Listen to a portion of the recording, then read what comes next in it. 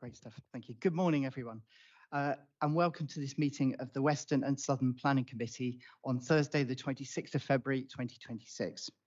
I am Councillor Neil Isink, Vice Chair of the committee, and in the absence of the Chair, Councillor Bolwell, who has given his apologies, I will be chairing today's meeting. I will be supported by Councillor Matt Bell. The meeting is being live streamed and is available to view on the Council's website, and by attending this meeting, you consent to being filmed. The Planning Committee is not a public meeting, but a meeting to which the public is invited, and all attendees must comply with the ruling of the Chair of each meeting. Members of the public must not interrupt the meeting or cause undue disturbance. To support this, please switch off your mobile phones or select silent mode for the duration of the meeting. Only those who have registered to speak in accordance with the speaking protocol will be invited to address the committee for a maximum of 3 minutes. This is limited to the first 3 people objecting and the first 3 people supporting the application who have registered along with the town or parish council and ward member. No additional material is to be circulated to members of the committee today. We have 3 applications to determine today. The planning officer will be invited to present the report and recommendations. Next, I will invite members of the public who have registered to speak with the Democratic and Governance Officer before the deadline to address the committee in the following order: public against, public support, applicant and agent, town or parish council, and ward members. Each speaker has a maximum of 3 minutes. I will indicate, by the way, when 3 minutes is up, I will give you a 30-second notice of some kind, just to give you a heads up. Following on from the registered speakers, the Planning Committee will have the opportunity to address any salient points they wish to clarify, and committee members will be given the opportunity to ask questions of the planning officers before moving on to the debate. At the end of the debate, we will take a vote, and I will declare the decision of the committee. Can I remind members that when we go into councillor questions and debate, please state your name and ward for the benefit of the public watching, and speak directly into the microphones so that we can all hear you. If anyone is using Teams, please ensure you are on mute and your device volume is set to 0. Before we begin, just a few final points regarding general housekeeping. We are not expecting a fire alarm today during today's meeting. However, should the alarm sound, please leave the building calmly and without delay using the nearest fire exit, which is located through the main doors at the back of the chamber. Exiting at the main reception doors. The meeting will be formally adjourned at that point and will only resume once it is confirmed safe to do so.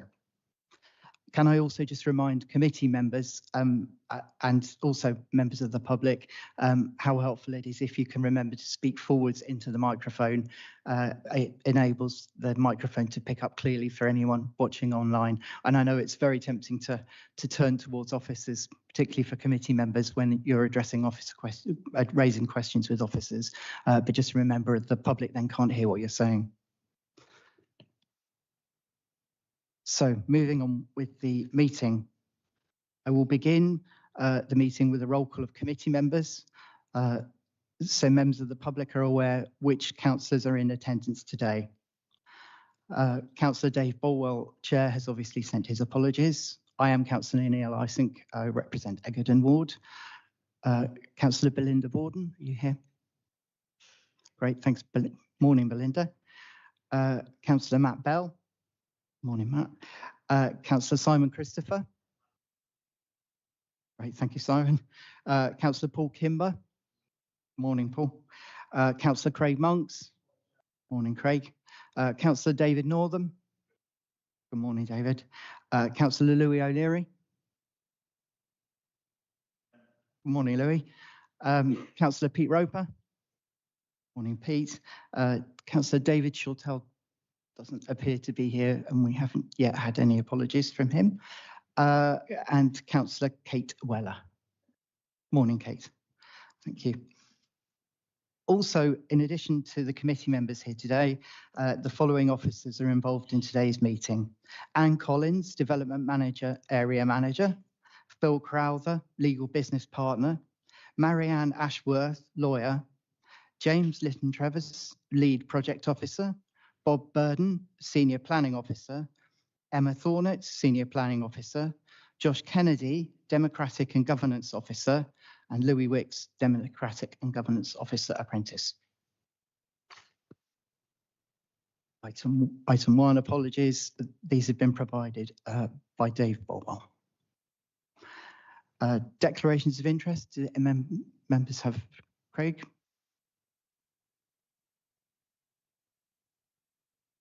Morning, Chair. Craig Monks, Bedminster Ward. Declaration of interest. Item 5. Our Speaker's Ward member and then leave the chamber. Thank you, Craig.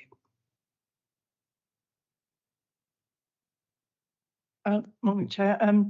Belinda Borden, Lyme Regis in Charmouth, and I have a declaration of interest and will speak as ward member on item 7, and we'll leave the chamber afterwards. Great, thank you both. Anyone else? No? No further declarations of interest. Minutes, to agree and sign the minutes of the meeting held on Thursday, the 26th of January. Is everyone happy that those are an accurate representation of the meeting? Great, thank you. Public participation. Members of the public who registered to speak can choose to do so now if you wish. Generally, members of the public choose to speak before or after the officer has done their presentation, but it is an option. Do any members of the public wish to speak now? Great, thank you. So I think we're good to go. So moving on with the first planning application, that's item 5 on the agenda. PFUL 2022-02899, Wintergreen Barn, Higher Merehay Farm, Access Road, Merehay, Dorset, DT8 3SB, and this will be presented by Planning Officer Bob Burden. Over to you, Bob. Are you ready? Thank you, Chairman.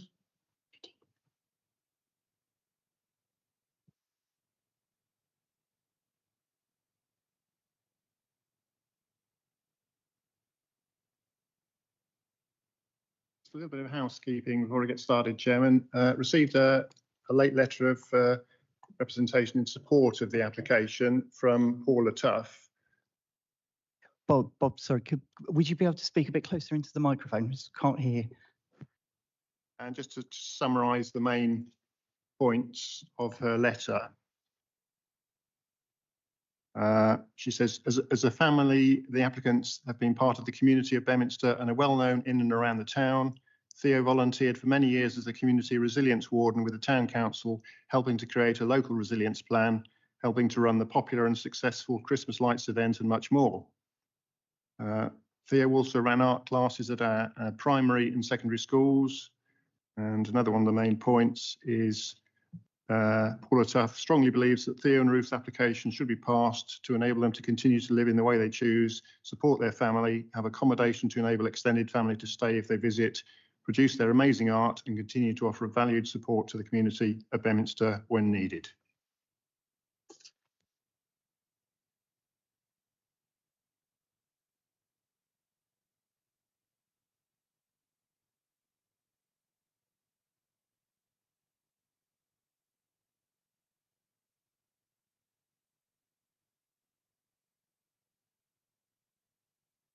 Okay, so just to locate you, we're about 1.8 kilometres north of Bedminster, northeast of Bedminster, and Merehay Lane is shown here on this alignment, which gives access to the site. So the structures subject to the application are within the red line, and additional land owned by the applicant is shown adjacent within the blue line. Nearest residential property is Merehay Cottage, just over 40 metres away. Merehay Manor is located down here, and Higher Merehay Farm is further up here, further away in that direction.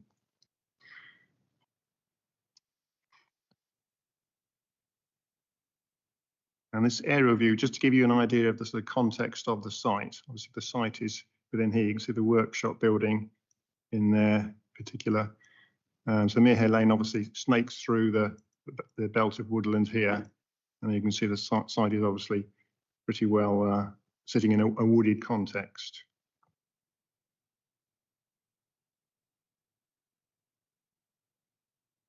So as regards these are the site layout, obviously Mere Hay Lane access is here into the site, parking area here with the van for touring purposes located here.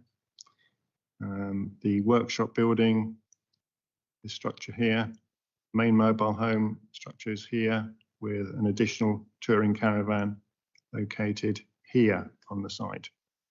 Public rights of way, there's a bridleway that runs along Mere Hay Lane here, and a public footpath that enters and goes across in front of the workshop building and then heads southwards here, crossing the stream and up onto the higher land over here and away.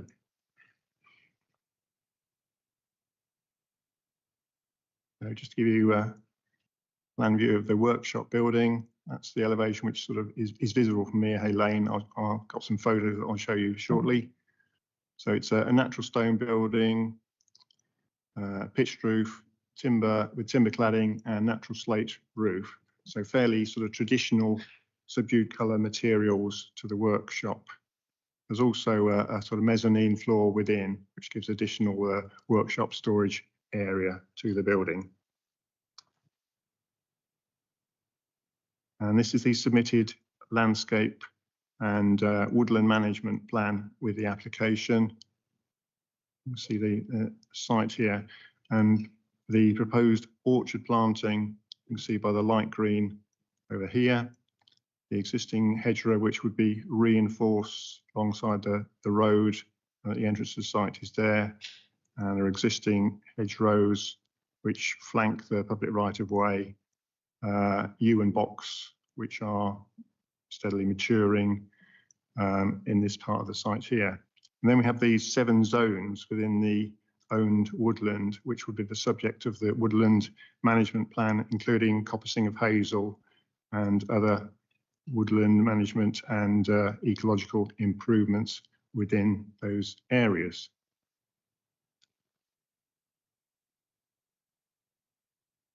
So this is the view from Mere Hay Lane, public right of way. Obviously it's a workshop building here. The main mobile home is there, the top of it being visible above the fencing there. And then the public right of way I mentioned goes across along in front of the building as per here, and then turns around between the hedging just here. But you've got the parking area, it's contained in this area here with the van used for travelling to festivals located further here. It's the view of the character of the lane just outside the site, and this land here is part of the land owned by the applicant close to the buildings. And then from the front of the building, you then go through this route here between the evergreen and yew trees, which is the public footpath, which then drops down to the stream and up the other side of the site. So on the site itself, this is the main caravan, timber clad structure with a dark coloured, almost level roof to it. And within the site, just a view from the north side showing the mobile home and the workshop beyond it. So they're very tightly grouped, the structures on the site. And then this is a view from south of the site, above the stream, looking back to the site. I deliberately took this photo in winter to show you the extent of vegetation cover that's available in the winter season. Obviously in the summer it would be greater, but from the top of the slope before you drop down to the stream and then up and around the other side. So you have filtered views of the workshop building there, the touring caravans there, and the mobile home is just visible there. And then as you drop down near the stream, views of the structures are filtered by the planting that's occurred here. So the workshop building's there, the touring mobile home is there with an awning, and then the main mobile home there. And as you actually cross the stream, you briefly get that view of the site. Obviously, that's a more visible view, which is briefly visible before you then go between the hedging and the new and box hedging, and then emerge in front of the workshop building, and you can rejoin Merehay Lane. This is part of the owned woodland of the applicants, and as you can see, it's not really managed at the moment, so there's significant scope for improvement to that woodland through coppicing and woodland management, which is included within this application. So because the council cannot demonstrate a 5-year supply of traveller sites, it engages paragraph 11D of the National Planning Policy Framework. So, and the key points to bear in mind with this in relation to 11D that's mentioned there is that, first of all, a section of the national landscape does not provide a strong reason for refusing this application. That's my view, based on particularly the additional landscaping that's proposed and the woodland management that's proposed. Secondly, on 11D little 2, there are no adverse impacts of granting planning permission that would significantly and demonstrably outweigh the benefits identified. That's my view on this application in relation to paragraph 11D. Main planning issues, obviously regarding the principal development, policy sus2 of the local plan provides support subject to other material considerations for gypsy and traveller development. INT1 on sustainability, this site is consistent with some of the principles within that, because it's about 1.8 kilometres to Bedminster, which you can walk to or cycle to, and there are clearly a wide range of facilities and services available in the town.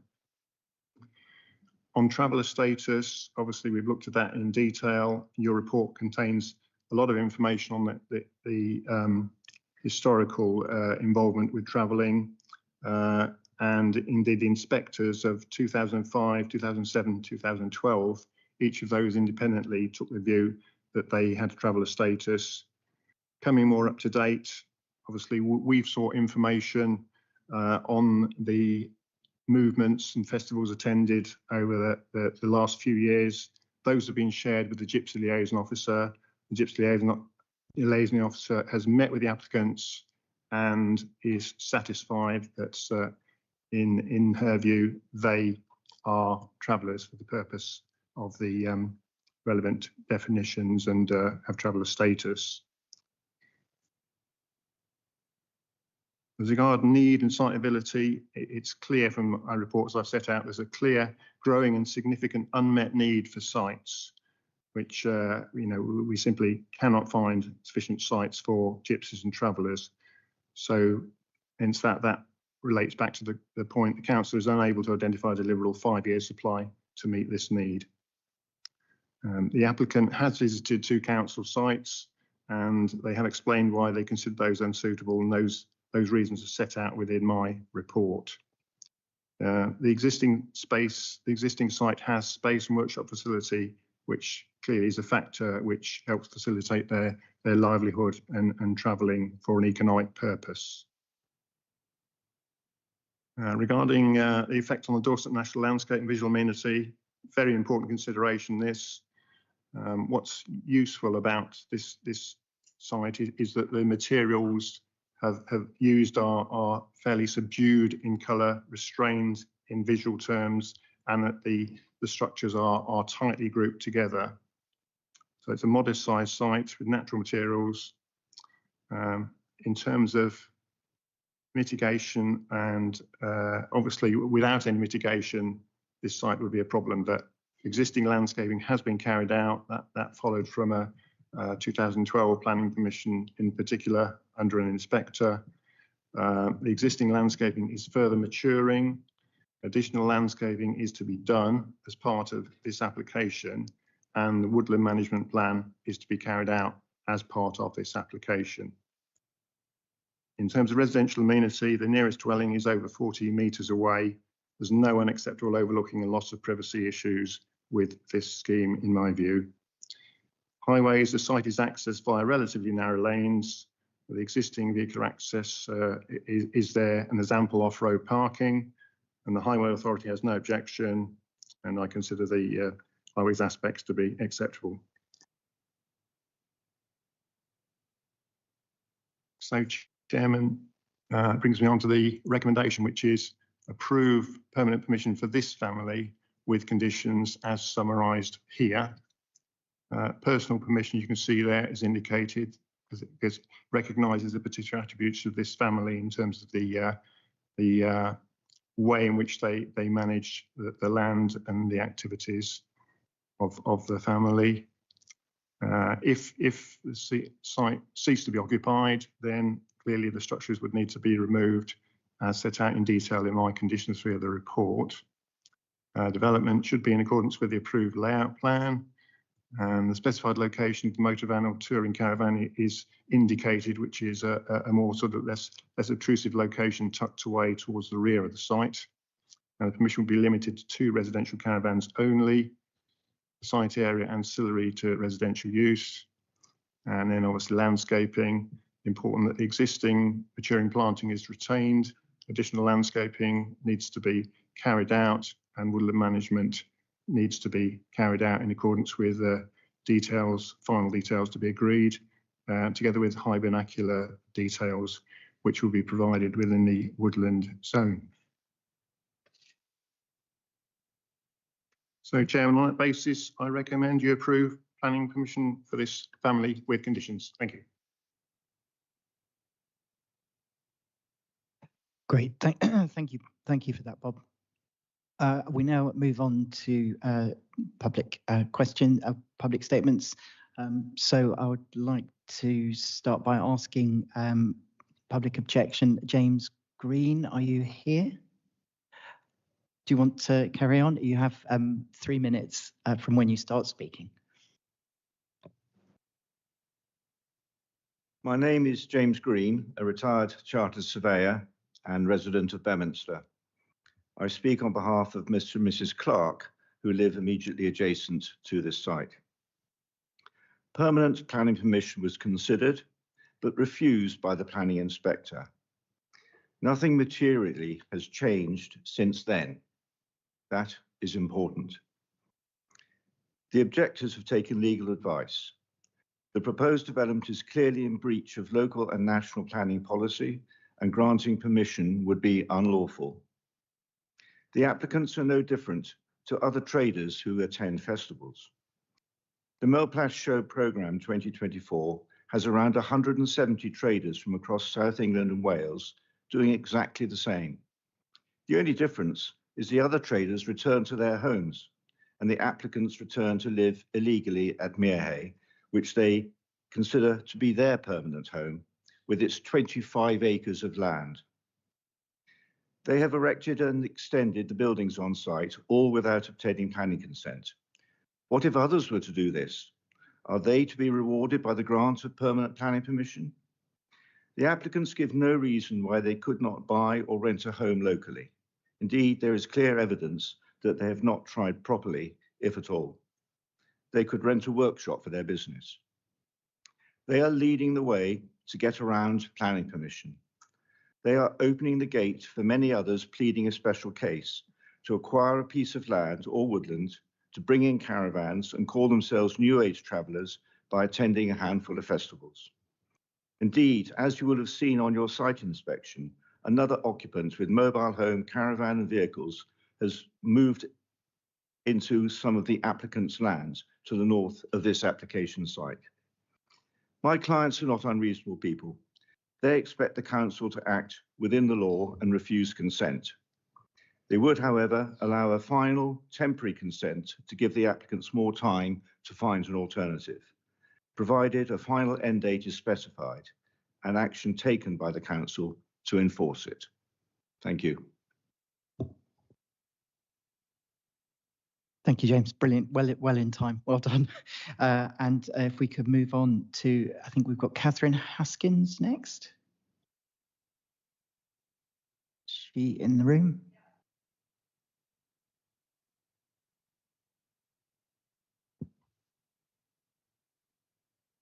Okay. My name's Catherine Haskins. I live at Merehay Cottage with my 3 children, 50 metres from the site. Over the past 13 years, I have never received a visit or direct communication from Dorset Council to assess the impact this ongoing issue or this current application has had and continues to have on my family. As the closest resident, I find this deeply concerning.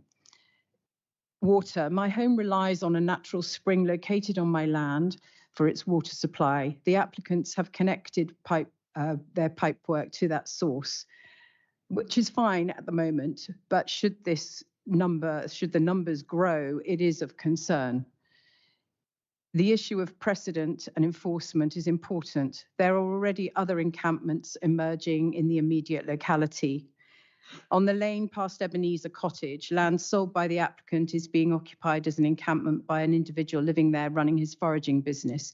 Not an issue in itself, but yet again, living in woodland without the proper consent. In addition, land to the north of my property owned by the applicant also has camping sites. Approval here will inevitably set a precedent, not just locally, but across Dorset. This area lies within Dorset National Landscape, which carries clear and strict protections against inappropriate development in open countryside and woodland. Granting this application would be entirely contrary to those protections and to the spirit of planning policy designed to safeguard this landscape for everyone. It risks undermining both local confidence and the integrity of the whole planning system. This application does not benefit the wider traveller community. It is a personal action by one family who feel it is their only route to continue living there, which I feel is a dangerous precedent, although have absolutely no problem with a family wanting to live on a site which is their land, but surely normal residential status is adequate for that, if possible. I am also extremely concerned that as a landowner in Merehay area, Mr. Langton may sell more land to others wishing to stake their claim for travellers' rights once this precedent has been set. For all these reasons, the failure of engagement by the council, the growing pattern of unauthorised encampments, the enforcement implications, and the conflict with national landscape protections, I respectfully urge Dorset Council to refuse this application. Thank you, Catherine. We now move on to John Still, KC, to make his statement. Thank you, John. Thank you, Chair. Permanent planning permission has twice been rejected, first by the inspector in 2012 and then by the council in 2015. Stringent planning policy against development in national landscape remains the same. The applicants are not statutory travellers, but even assuming they are, they cannot, on the one hand, reject sites offered to them and at the same time benefit from traveller policy exceptions. They refuse to take up an offer of a pitch, I believe it's 2, as they are different, they say. Planning authorities cannot treat more favourably those who reject all traveller sites in principle, and therefore the need and also paragraphs 28 and 11D do not apply. Since June 2020, they have occupied the site in breach of planning control. Since 2020, they have added to the buildings and car park on the site, highly visible from the adjacent well-used bridleway and footpath. The council has taken no action despite numerous local residents' requests. The applicants have made no proper effort to find another site, as required by the inspector and the council previously. So what if planning permission is granted? Others will follow. Others are waiting. There is evidence of this already on adjacent land. The strong message will be that those with similar lifestyles can get round the planning system in Dorset. So what is the answer? It is to refuse permission, or, more than generously, grant them a final temporary planning permission to enable them to make a proper search for a policy-compliant site, not a limited, i.e. almost nil, search as previously. My clients are willing to assist. That is more than fair and reasonable. To grant a permanent planning permission would be unlawful, undermine planning policy, and be wholly unfair to law-abiding local residents. The applicant's popularity in the local community is noted, but is of less weight in planning policy terms than those matters which I have referred to. Thank you. Thank you, John. We shall now move on to public support. I believe we've got Reverend Jonathan Herbert here to speak.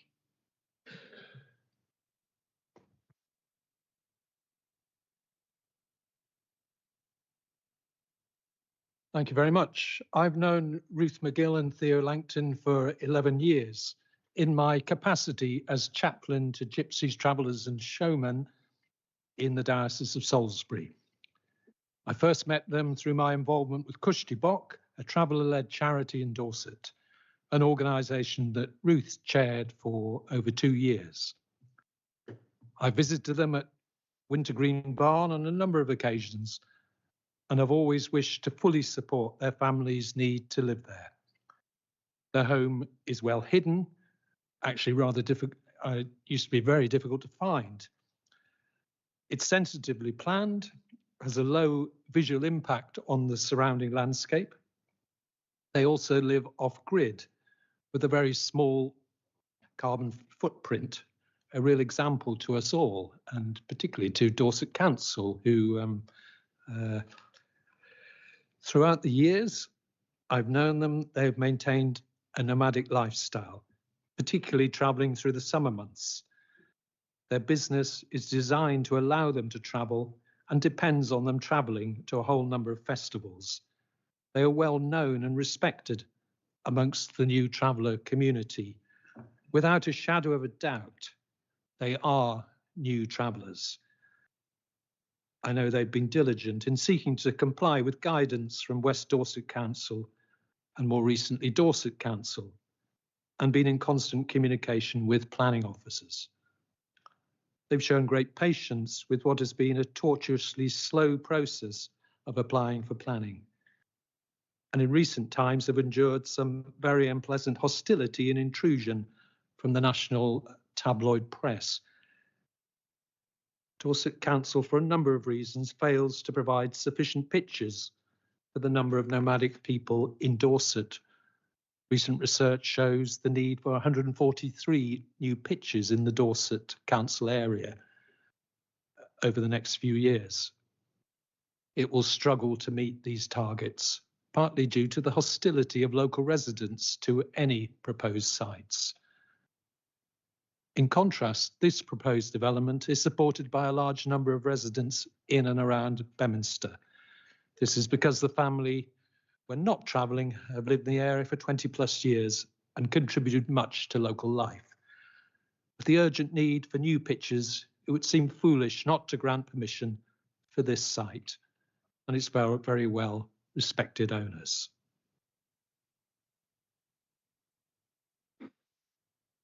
Great. Thank you very much, Jonathan.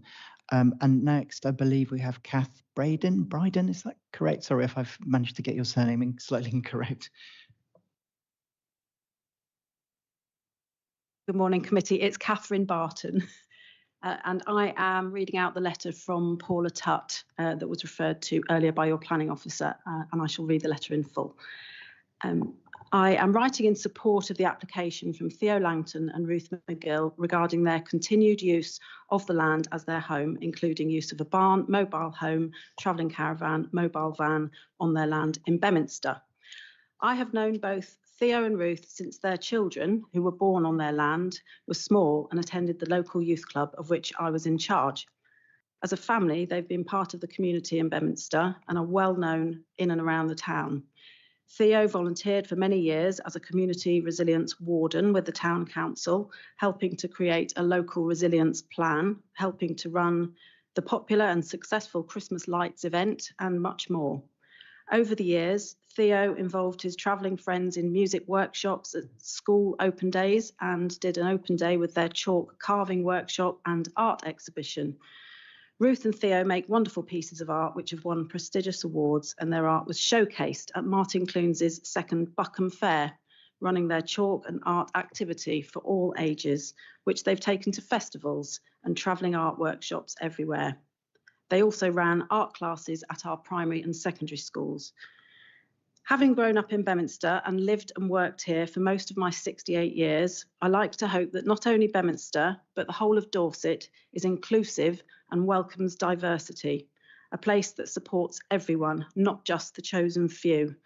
A phrase that has become a cornerstone of the King's vision for the United Kingdom is that we should be defined as a community of communities, a vision that emphasises national unity, shared values and protection of diversity.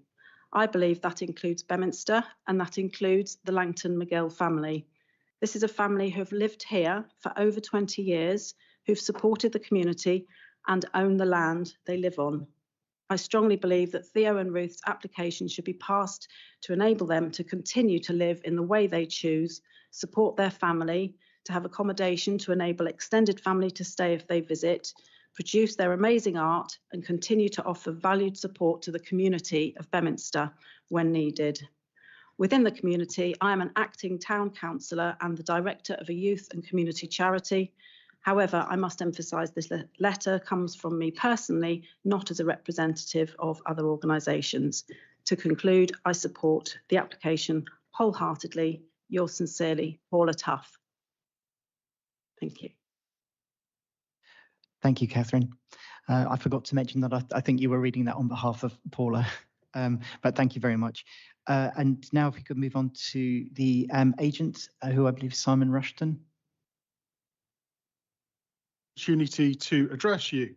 The officer's report has done a thorough job of giving you the policy context that you need to hear, and I'm not going to repeat any of it here. There are a few things I'd like to put to you. The first one is just a couple of points of clarification. I'd like to invite you to treat what you've heard from Mr. Steele with some caution. The first one is that the planning inspector in 2012 was not considering a permanent permission. He was solely considering an application for temporary permission. So it's not entirely correct to say that the inspectorate considered it for permanent in 2012. The second point is that no formal offer of pitches has ever been made to this family by the council or indeed by anyone else. Moving on, and touching again on the issue of alternative sites. Even if a pitch was available, this does not stop permission from being granted. National planning policy for traveller sites is clear that there is a need for both private and council pitches. In this case, the comparator would be refusing a single house as a vacancy existed in a council house elsewhere in the county. And moving on, I'd like to suggest that at the heart of this case is the notion of difference. The applicants lead a different life to those and most other people. However, the planning system and the local community are able to accommodate this. The planning system has specific policies for travelling people, including new travellers. Now, you will note that Mr. Steele would like you to believe that the applicants do not fall into this category. However, what needs to be appreciated is that since 2005, no fewer than 3 planning inspectors, Kushti Bok, the local traveller advisory group, planning officers at this council, the Gypsy liaison officer of this council, the ward member, and a canon from the Church of England have all accepted that the applicants have traveller status. I'd also like to suggest that there is room in our communities for difference. In this case, 47 letters of support have been received and the town council is in support. So both the planning system and the local community are able to accommodate this family. So finally, after some 21 years of this family living on the site, I would invite you to grant permanent planning permission as per the officer's report. Thank you. Thank you, Simon. And finally, I believe we have the ward member who wishes to speak. And I think I'll hand over to you, Councillor Monks. Thank you, Chair. Councillor Craig Monks, Bedminster Ward, and I'd like to speak in support of this application. I don't propose on repeating the submissions I've already made in the pack. I'm sure my colleagues would have had time to read those. I just really want to take this few minutes just to acknowledge those that have been involved in this application, to thank them all, whether they have spoken in support or against the application. And I'll start with the officer. This has been a fairly long process and a very detailed report, so I'd thank him for the diligent work that he's put into it and laying out his recommendations, which I do fully support. It's a very unique application, this, made even more unique because of the individuals that are involved. So I just wanted to say thank you to all those residents, whether they've spoken for or against this application, for their dignity and the way that they've conducted themselves through this. There have been a lot of attention locally and nationally. And at the heart of all of this, there is a family that I do recognise with a traveller status that I do accept, that have, I believe, handled that pressure extremely well. And likewise, there are local residents that obviously have concerns and do worry about the application and its unique status. But just to conclude, this is partly why I support the application, because I believe that the officer's recommendation with the recommendations to this application provide the certainty to those local residents that this land will be used for a particular purpose, for particular people in a particular time. So I think that does, although maybe some may not feel this way just now, will provide them with some security and reassurance that in the future that there won't be a sort of an overspill of further traveller sites or other involvement in the land, other than for this application with this purpose, with these conditions. So because of those conditions, I do support. And again, just to conclude, Chair, thank you to all those that have been involved in the application from start to finish. And regardless of the conclusion that you all come to today, I think you've all parties have handled yourself with dignity and respect to each other. So thank you.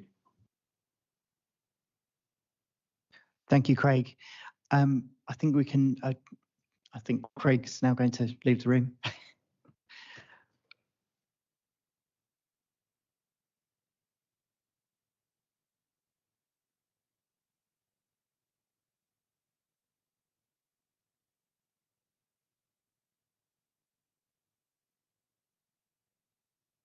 Apologies, John. I did see that you raised your hand, but I've taken legal advice and been advised that the time has passed in terms of public speaking. So, to say, Chair, and I don't want to go through the details, I have the facts why I am correct with what I said. That's all I want to say. Thank you. Bob, I believe you wanted to come in. Several points that were raised by speakers. Regarding traveller status, obviously we put a lot of work into that aspect. You'll see from your detailed report about the history of travelling patterns, of nomadic type patterns of use of the applicants over the years, particularly in the last 20 years, and certain examples going back further than that. But I'd just like to summarise, just to remind you of paragraph 15.22 of my report, which just sort of summarises the council's position on this, or the officer's position on this, which is having regard to the earlier appeal decisions, those three independent inspectors in 2005, 2007, 2012, each considering they have traveller status to start with. And the evidence provided by the applicants to support this application, which included 4 years worth, the last 4 years worth of indications of movement to festivals, occasionally travelling direct from one festival to another, which reinforces their status. Also, the meeting on site when the Gypsy Liaison Officer met with the applicants to understand exactly how they operate, what they have on site, how they move, the economic purpose to their travelling. Their Gypsy status, their traveller status is supported by the Gypsy Liaison Officer, also supported by the Chair of Kushti Bok, who made representations on the application. So, and basically, so just to quote, that the applicant's pattern of travelling now is broadly consistent with that considered at the earlier appeals and continues to have an economic basis underlying the purpose of the travelling.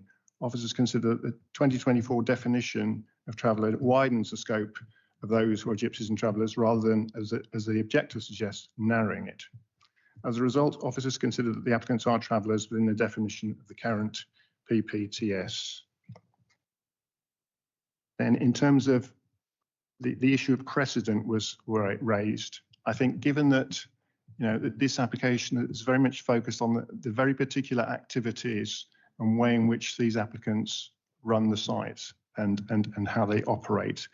Hence why we felt it was appropriate to add a specific personal permission to these applicants. It's not for general use, it's specific to this particular family. So that gives committee a degree of reassurance in terms of the scope of this proposal. The issue of the national landscape was mentioned, and it has been mentioned that there's been no change in circumstances. Well, that's not the case, Chairman, because with this application, we have additional landscaping being carried out through reinforcement of existing hedgerows, the planting of an orchard, the proposal for including the woodland management scheme, which covers about a third of a hectare, as I recall.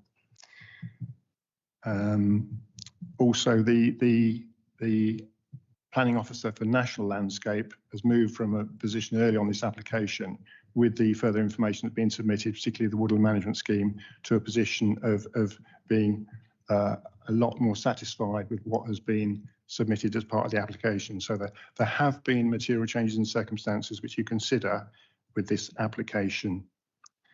The need issue has been mentioned. It's clear there's obviously a very large unmet need, which is not getting any less over the years. So that is something which you should bear in mind, and that does carry some weight because of that unmet need. I think that's all I need to show on that at the moment, Chairman. Thank you. Thank you for those clarifications, Bob. So that's concluded, just to be clear, that's concluded the public participation section. I'd like to echo Councillor Monk's comments actually, and thank everyone for their comprehensive and detailed and thoughtful representations. Do any committee members, we will now move into technical questions followed by debate. So do, oh, hands raising up, technical questions. I don't know who was for. Louis, would you like to come in first? Thank you very much, Councillor Louis O'Leary, Littlemoor and Preston Ward in Weymouth. I'd like to ask the officer what their thoughts are around the concept that this could set a precedent for further development of this nature.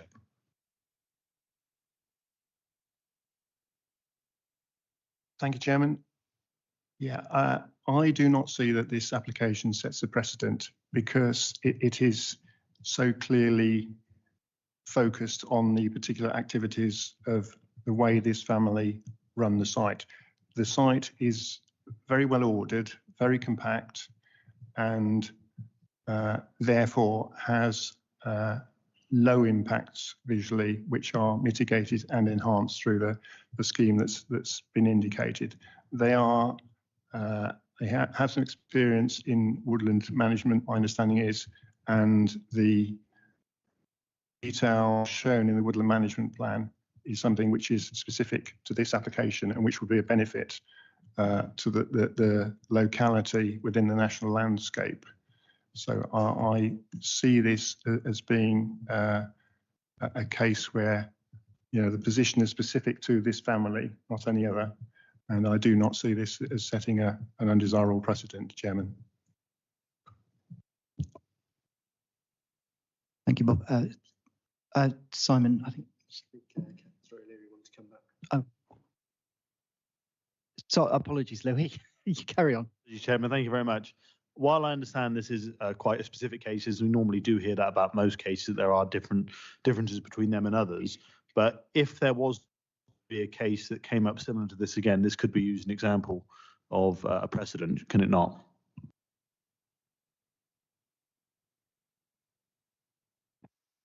Thank you, Chair. Yes, I mean, as we always say, every application is on its on its own merits. You know, if someone proposed something similar, we obviously have to look at traveller status to begin with, and then the impacts of what is proposed.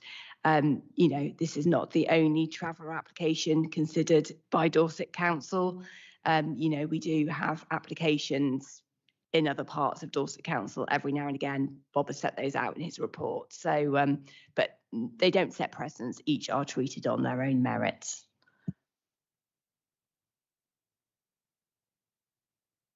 Louis, did that clarify sufficiently? Okay. Councillor Christopher Song, carry on.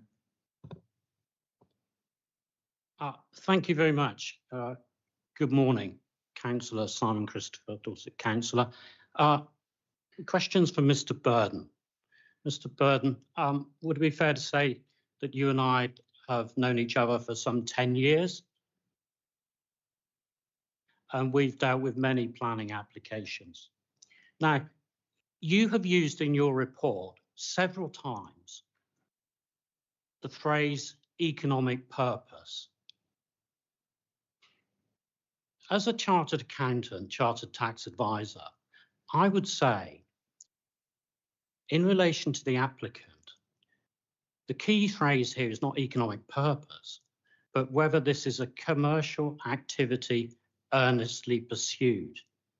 This is a phrase beloved of accountants because it distinguishes economic activity from a hobby. Now, would you say that there is a commercial activity earnestly pursued on that site? That is my first of many questions.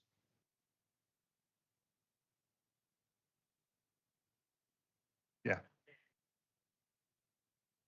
Right. Okay. What we need to be confident about, or what the committee need to be mindful of, is whether or not there is an economic purpose that underlies the travelling.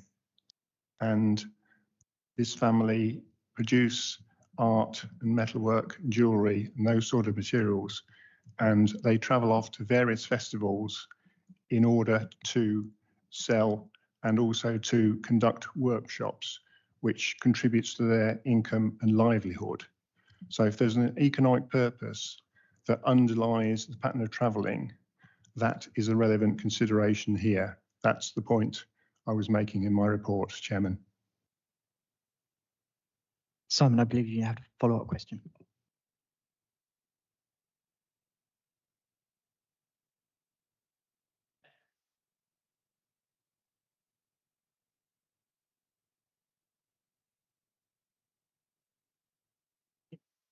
Sustainable, because my confusion here is if there is commercial activity, isn't that actually a business? And you say that there is an economic purpose, but all this information has been provided to you. But to what extent have you substantiated that by third-party documentation, as you would do if it was an exception site? Because I should imagine whatever happens today, whether this goes to an appeal, whether it goes to a judicial review, whatever, your report will be considered. And is it the case that you have obtained third-party documentation to actually prove that there is a commercial activity earnestly pursued?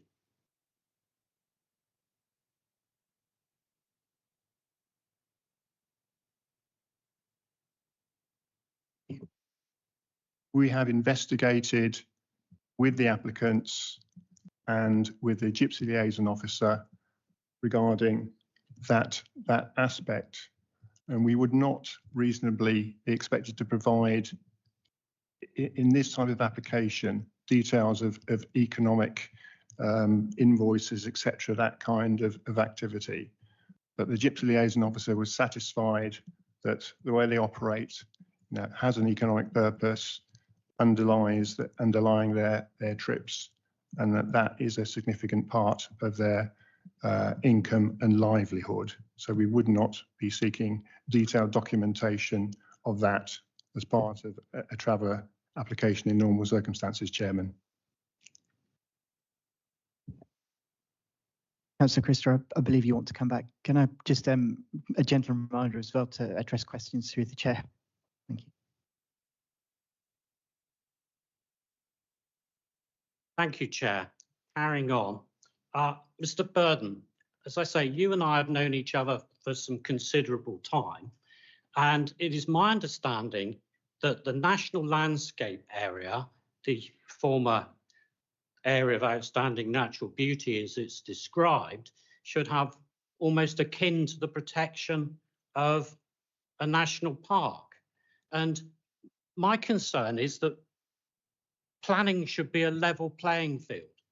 And I want to compare this to what you did in 2017 when you recommended refusal for 4 safari tents at Doghouse Farm, Chiddock. You wanted refusal of that under case WDD 17 000189. So how could... Councillor Christopher, can I just remind you, I appreciate you're trying to make a point, but we are considering this application. I'm concerned about muddying the waters in relation to mentioning other previous applications. And is there, just to get to, is there a question as well?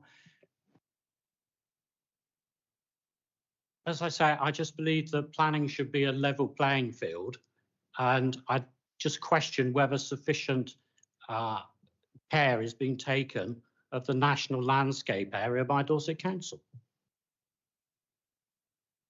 Thank you, Simon. Do you want to come back, Bob? Yes, thank you, Chair. Obviously, as committee we were aware, each application is assessed on its own merits. I do recall the application the councillor is referring to, and they are chalk and cheese in terms of landscape impact, in my view. Plus, with this application, obviously, as I say, we have the additional benefit of the woodland management scheme, which is completely different to anything we've had before associated with this site. Thank you, Chairman. Councillor Christopher, I think you wanted to come back again. I'm conscious I want to give other people a chance to ask questions as well.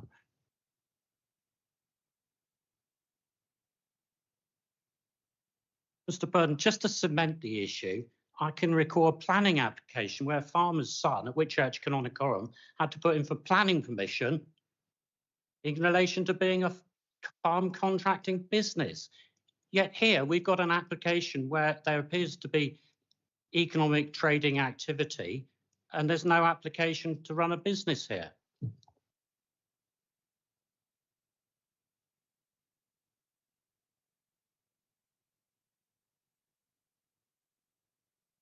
Thank you, Chairman.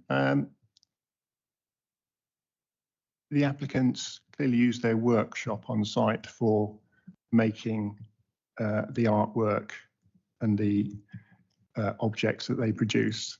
That's the extent. It's really, in effect, it's like somebody at home doing a sort of hobby, really, type activity. In terms of actual impact, you know, it's a very small, contained operation. It's not a large business, something of that kind. It's just to bear in mind that that's the scale we're talking about in terms of a business. Thank you, Bob. Councillor Christopher, I appreciate you may have follow-up questions, but I'm concerned that other members may want to ask questions as well. Would you be willing to hold off for a second and let some other members ask questions first? Councillor Weller, I think you were next. Thank you very much, Chairman. Councillor Kate Weller, representing Rodwell and Wyke in Weymouth. Through you, Chairman, I'm concerned.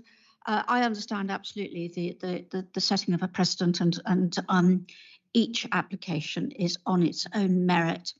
I've listened very carefully to all of the representations.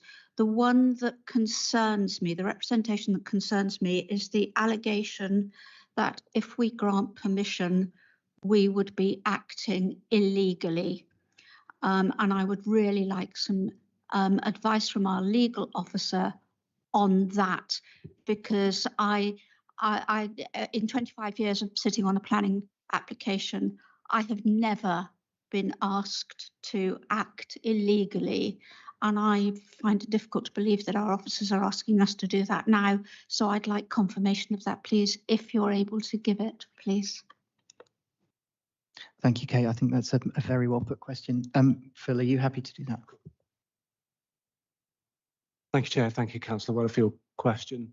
The only way in which you would be acting unlawfully would be if you make a decision which is legally unreasonable outside any reasonable decision that a planning committee could make. So you completely misapply or you misapply planning policy. You have no material considerations for reaching a different position.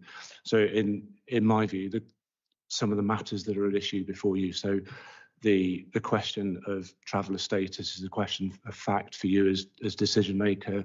You have the officers' report giving you the advice about the conclusion that they have come to.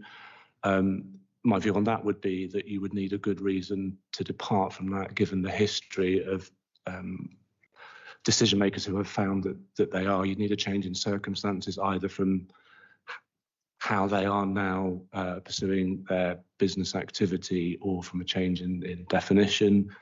Impacts on the national landscape. Well, you have the national policy, you have the local plan policy on impacts on national landscape. Application of those is a matter of planning judgment for you, and as long as you apply those policies properly, you wouldn't be acting unlawfully. Again, Mr. Burns explained why, in his view, there's been a change in circumstances since the previous findings of harm to the landscape, and that in his view, what's proposed would be an enhancement. You are free to disagree with his assessment on that, but again, it's a matter for your judgment. Thank you. Thank you, Phil. Kate, does that clarify for you?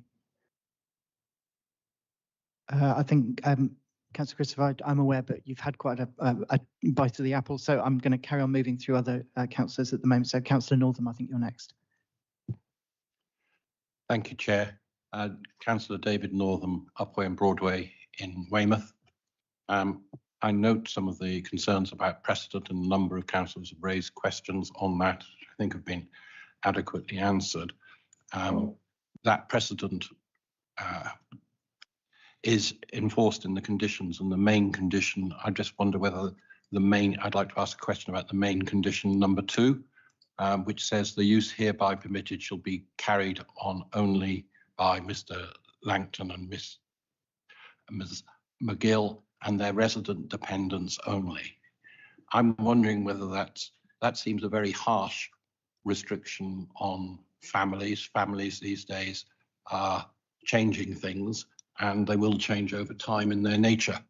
So I'd like confirmation that this endures, and apologies for saying this, beyond Mr. Langton and Ms. McGill's lifespan, because they will not be dependents once they go, but they will still be the children, and the land will still be owned by the family. So does this mean that they have to move out at that point? Apologies for this, but I'd like clarification. Bob, are you happy to come back on that one? Chair, Phil will correct me if I'm wrong, but I believe that is the wording of the condition. It is for Mr. Langton and Mr. McGill and their resident dependents, and obviously should both Mr. Langton and Mr. McGill no longer live there, I believe therefore that would end that benefit. Do you want to just confirm that, Phil? Thank you, Chair. Yes, Mrs. Collins. But of course, sorry, Mrs. Collins' answer is correct. But of course, the conditions are a recommendation. So if members felt that or any of the conditions that planning weren't necessary, then you're free to make a proposal with different conditions to those that are recommended. Thank you, Chair. Does that answer your question, Councillor Northam? Thank you. It does answer it in a way I didn't want it to, but I think it's an excessively harsh condition on, it wouldn't be a condition on any other household to put such a constraint on the ownership and occupation of the property. And therefore I will be raising something in the next section on this matter. Thank you. Thank you, Councillor Northam. Councillor O'Leary, I think you had a question next. Yes, thank you very much. I think I'm going to try and condense what Councillor Christopher was getting at without going into other previous applications or no offence, on a tangent. I want to ask the planning officer, is there a business being run from this property, yes or no? And what is the reasoning behind your answer based on evidence?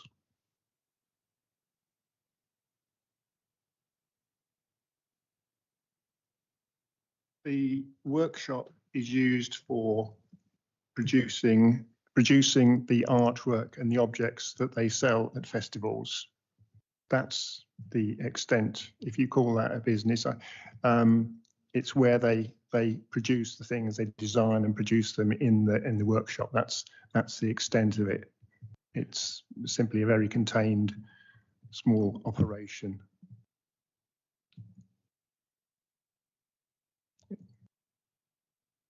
Louis, do you want to come back with a second question? Just for clarification, so they're making objects on the premises to which they're then selling, and that is their, I assume that is their livelihood. Therefore, I would regard that as a commercial enterprise and therefore a business.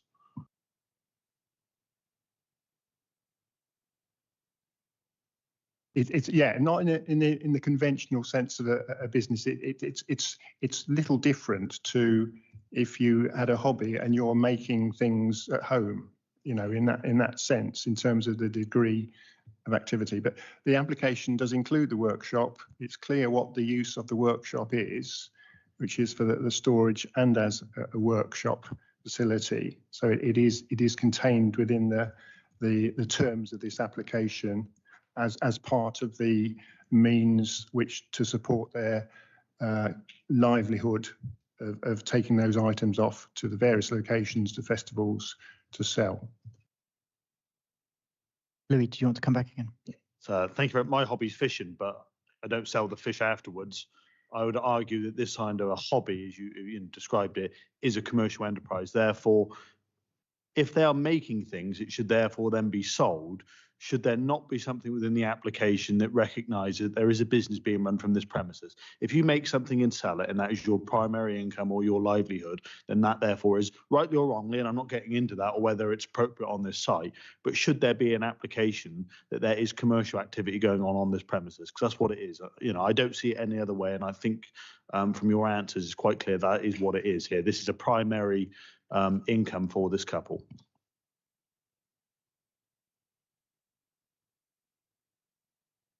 Thank you, Councillor O'Leary. Councillor Christopher, I was terribly sorry. I was trying to engage with that. We take some legal advice on the side, Louis. Apologies for that. Bob, do you want to come back? Yeah, Chairman, just to say, no, there doesn't need to be another application because it's deliberately included within this application, the workshop and the use of the workshop show. So it's for members to consider today whether or not you're content with that. Louis, yes. If I had a premises and I was selling tea and coffee and food from that premises, I would argue that as a business, and therefore I assume I would need a license or some form of planning application to run that business from the premises. If I was manufacturing things from my premises from an engineering point of view and selling it I assume I would need a different kind of application. I don't see why there doesn't need to be another application in regards to commercial enterprises going on this premises. That's all I can see it is. It isn't a hobby. I know there's a workshop and it sounds like a hobby, but if it's being sold and that is a primary source of income, then we talk about level playing field, and I'm fully in favour of that. Surely there should be an application separate to this, not for the living application, but for commercial activity on this premise. Thank you, Chair. Can I just bring members' attention back to what the actual description of development is, which is use of the erected barn as a day room, workshop and store. So that element of workshop is included in this application. Now, if members felt there needed to be some condition on that workshop, which limited its use, I think I'd consider there used to be kind of B1 light industrial, the manufacturing, low-key manufacturing of the project's art and jewellery that Bob's talked about, then members could do that if they were concerned that the use could grow or change in some way which could cause some harm. But the workshop is clearly included within the description of development, Chair. Thank you, Anne. I think I found that really helpful. As a bit of extra clarification, Louis, does that answer your query? Okay, Councillor Christopher. Councillor Louis O'Leary, I think, sounds confused, which is not surprising because I am confused. The reason I'm confused is because of Mr. Burden. Mr. Burden has started by saying this is an economic purpose, and then just now he said this is a hobby. So my question again is it trading? Is it an adventure in the nature of a trade? Because what I find with this report, is that it is just so woolly. It is woolly. It talks about the site being reasonably sustainable. And in the good old days, of course, we used to have a site visit to see how sustainable this site is and what it looks like. But I'm just confused by his report, and I suspect other people are confused by his report. And regardless of the decision today, I think people will ponder on the unanswered questions. Thank you, Councillor Christopher. I didn't hear a question in there, but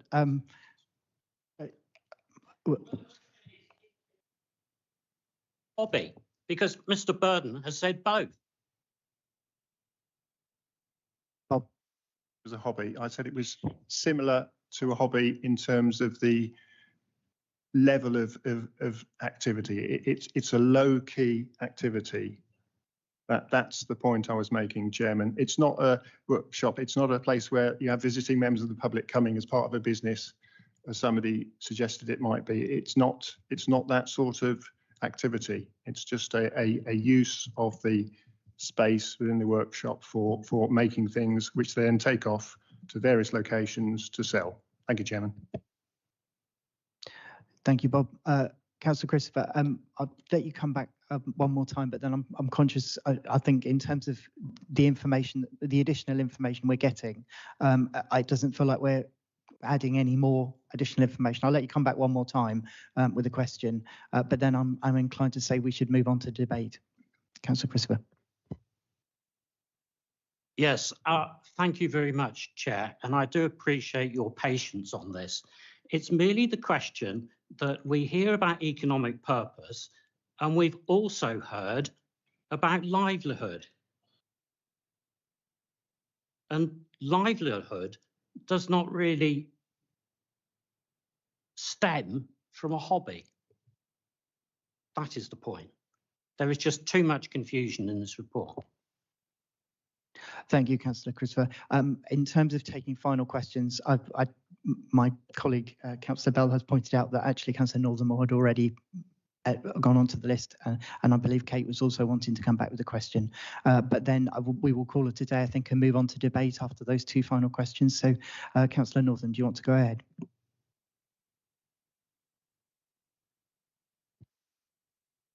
Thank you, Chair, and thank you. I am not confused by the report. It's the second time I've read through the report. It's clear to me that the application covers the workshop. It's also explained in the report that the workshop enables the traveller mode of life and livelihood to be sustained. I'm happy with that. There are many people who make things and sell things, and they not all are registered as businesses. And I don't really understand the relevancy to the planning debate, where it's quite clear that the application covers the workshop as well as the residential. So I'm hoping we can move on that point. Thank you.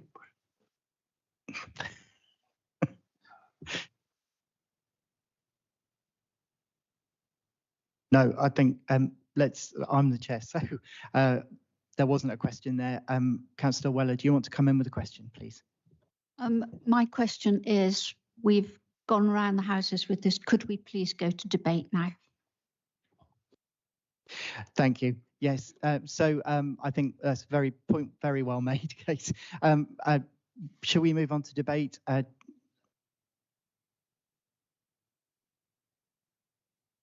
Please go ahead. Who has any debating points they would like to put forward? Councillor Weller.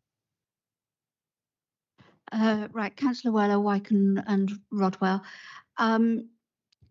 As Councillor Northern said, lots of people have made their hobby into their business, selling jewellery, silk screening and all those things, and they do it in their back bedroom and all sorts of things.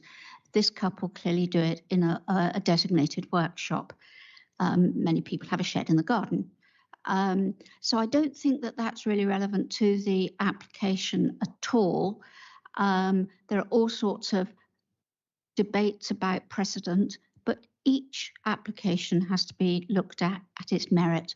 And this couple have been on this land For a lot of time, they seem to have become embedded within the community and are well liked within the community. And I think that that's relevant. There's no suggestion that there's antisocial behaviour or anything of that sort, which is very often the case when we have this type of application. There's no suggestion that they're damaging the environment at this time. Unlike Councillor Northam, who's concerned about condition 2, I'm not. I think it's quite a good idea to keep that condition in. The applicants, if you'll forgive me, I'm not a doctor, but they look hale and hearty. They're going to be around for a while. Given that, it's a good opportunity at that point when they no longer want to live there or carry on their business there, and I use that word advisedly, it's a good opportunity for us to look again at that point, because circumstances change all the time. So let's keep that condition in and let's move forward. On the basis of everything that we've heard, I'm happy to go with the recommendation.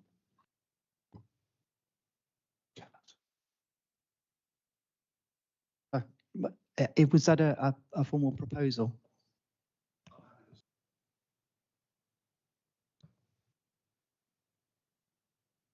Bear with me 2 seconds. I just want to take advice.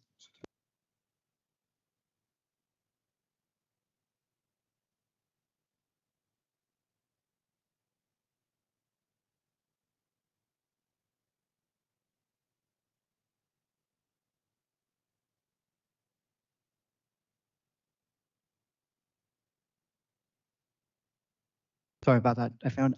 So just to confirm, Councillor Kimber, you're happy to second Councillor Weller's proposal? Kimber, Portland Ward, happy to second. Thank you, Councillor Kimber. I think we should see if we can carry on a bit more debate. We had a couple more people. So I think Councillor Borden, you wanted to come in?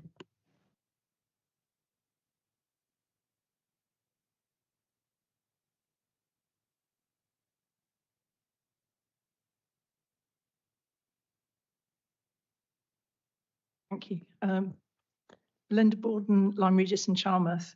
I agree with what my colleague Kate has just explained about the importance of this.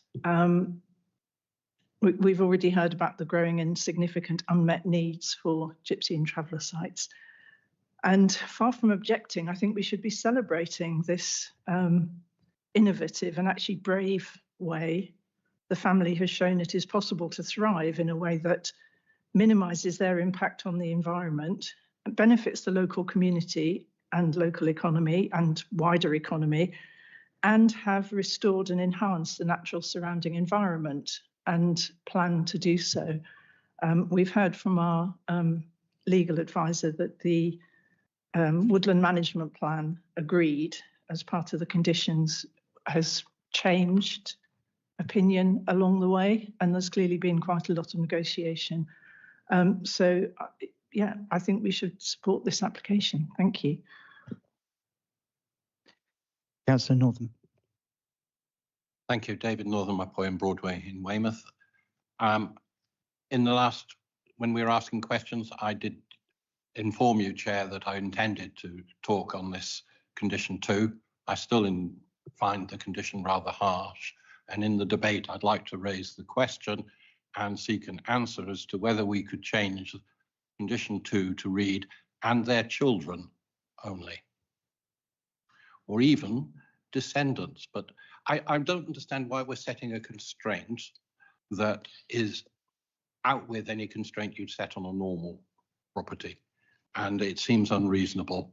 And I'd like to understand from the officers why they've chosen the words resident dependents rather than children. Thank you, Councillor Northam. Councillor O'Leary, did you want to come in on the debate? I don't know. Was someone going to add to Councillor Northam's bit on the? That was. I'm sorry, I went on the condition.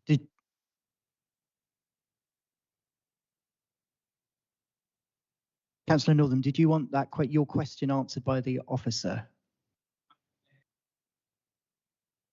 To the proposal, given one's been made, but I did raise that I wanted to raise this point before the proposal was made in the technical section. So I'd like to understand whether I believe we should amend this to the words I've suggested, which is children. And if I need to propose that in order for it to happen, please advise me how to go about it. I'm just going to let Phil come in relation to the technical side about the point that you make about having raised the question before proposing. Thank you, Chair. So the procedural point would be if Councillor Northam wants to amend one of the conditions, that would be an amendment to the proposal. So that amendment would need to be proposed, seconded and voted on. If it was successful, that becomes the substantive proposal. If it fails, then it reverts to Councillor Weller's original proposal, which has been seconded. In terms of the planning impacts of your question, I'll hand that over to either Mr. Burden or Mrs. Collins. Thank you, Chair. Do our planning officers want to come back in relation to the question that was asked?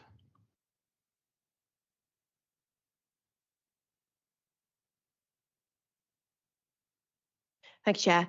I mean, at this time, we've really been considering, obviously, the status and livelihood, nomadic lifestyle, etc., and the proposals that Mr. Langton and Mr. McGill have for the woodland management, rather than their resident dependents.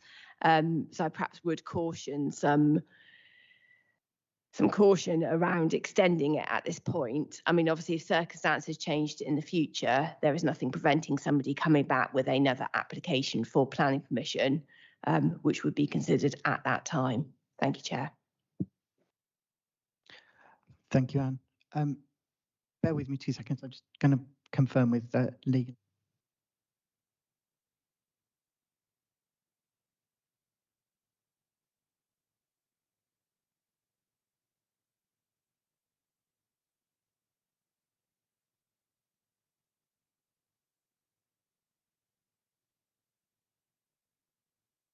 Sorry, Councillor Northam. So do you want to propose that you put forward that as a proposal excluding condition 2 or changing condition 2?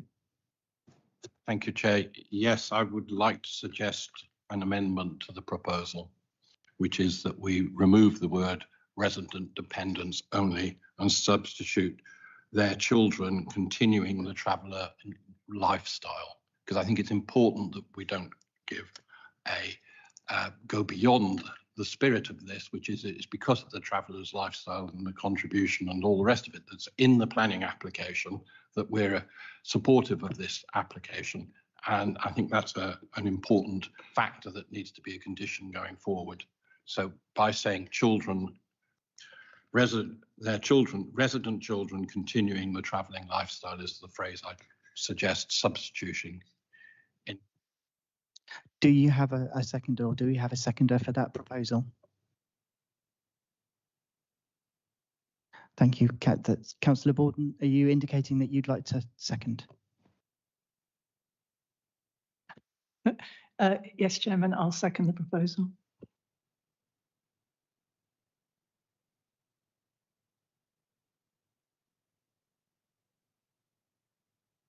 Do we have anyone else that wants to debate that amendment? Otherwise, I'm going to put that amendment to a vote. No? So should we have a vote on the amendment proposed by Councillor Northam? Show of hands, please. In favour? That's 3. Is that correct, Josh? Yep. So that's 3 in favour, and against?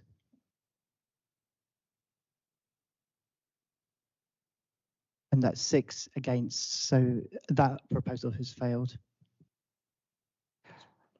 Does anyone else wish to speak in relation to the debate, or is everyone happy that Councillor O'Leary? Yes, I am I was a bit on the fence, but I'm afraid that I cannot support this application currently. I think there's too many outstanding questions and doubts in my mind, and they haven't been answered either via the report or through the debate and the question. So I will be voting no. Thank you, Louis. Councillor Christopher. Thank you again, Chair, for allowing me to speak. I want to come back again to the report from Mr. Burden, which talks about alternative sites. And I think the closest site that you referred to, Mr. Burden, was in the Piddle Valley. Is that the case?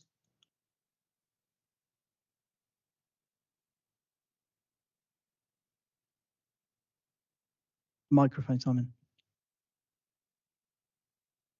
So I have in mind the fact that we may be moving to a strategic authority as an aside, but is it appropriate that there should have been some analysis of whether there are available sites closer than the Piddle Valley in either East Devon or South Somerset? Have you looked at that? Bob, do you want to respond to that? Yes, Chair. Well, we've set out where the council-owned sites are within the report, and obviously they're spread throughout the council area. There aren't any nearer sites I'm aware of, other than, you know, I said the nearest was a site, Essex Park, Wareham, and the Piddle Hinton site as the nearest geographically speaking. Those sites tend to have a different ethnic mix to New Traveller sites, and obviously I've explored extensively in the report, you know, about that issue and alternative sites. So there's not really much more I can say on that, Chairman. Thank you, Bob. Councillor Weller, did you want to come back with a question and add to the debate? It's not a question. It's a statement as much as anything else. I think that we need to be terribly careful within this debate on people's human rights. This couple own this land. They've been living on the land for 20 years, and we're bordering on being I'm being a little bit uncomfortable about the way that the debate is going at the moment, shall I say? Thank you, Councillor Weller. Unless anyone else wants to add to the debate, I think it now would be a good time to put, we have a proposal and a seconder from Councillor Kimber. I think we should put Councillor Weller's proposal to a vote. So a show of hands, please. All those in favour of supporting Kate's proposal to approve the officer's recommendation. 7. And against? 2. Any abstentions? Thank you. So that motion has passed. Thank you, Kate.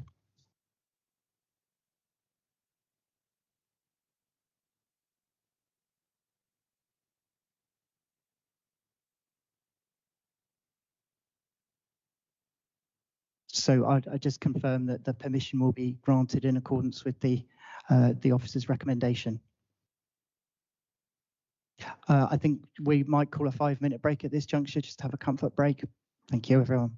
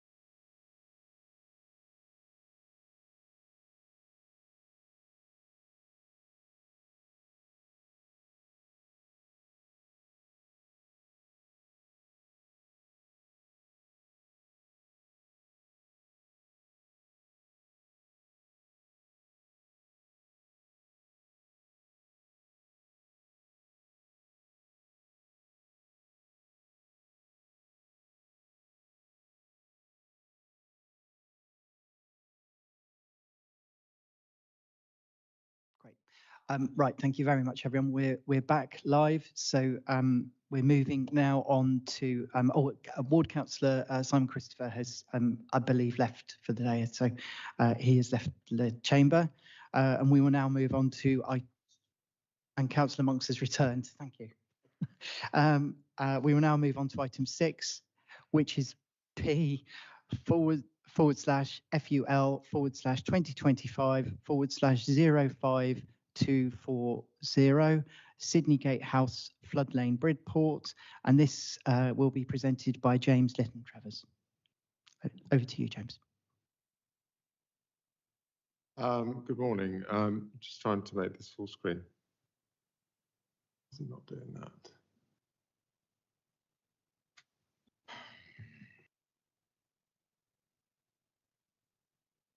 This is covering part. This it's getting covered up.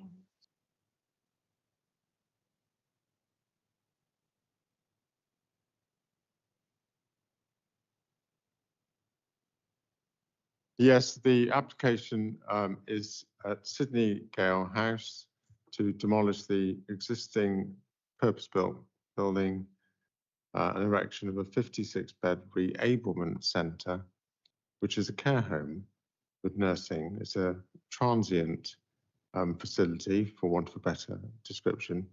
For example, when people are leaving hospital, it's a transition back to home living, so it effectively moves people in for a very temporary period into it, and that's what the term reablement. Obviously, it's a new term to many.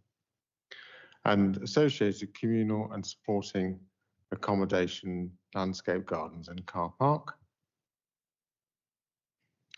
And the site is south of the town centre. The existing building, 1960s, possibly 70s, purpose-built care home, disused for over a year now, 18 months, and boarded up. The site has large gardens just to the north of the roundabout. This is the A35 or C Road. This is West Bay Road, that leads into town. And its neighbours, apart from the roads, are Gordon Court, which is a flatted development for retirement living, and Flood Lane, which is here, which is the access to the site, also serves a couple of dwellings there. And that shows the slightly better detail. That's the existing building. West Bay Road, Gordon Court, that's a car park. That's what was the matron's house, the purpose-built house as you enter the site, the garage, and then the building itself. 3 stories. There it is when it was in use. There it is now. It's a 3-story flat roof building. That's the matron's house. This is Flood Lane, the end of Flood Lane. And on the right is the entrance to Gordon Court. The building, as you see, is sort of buff-coloured brick, flat-roofed. That's the view from the roundabout. There's a mostly lawn around it, and a few trees. That's from C Road or the A35.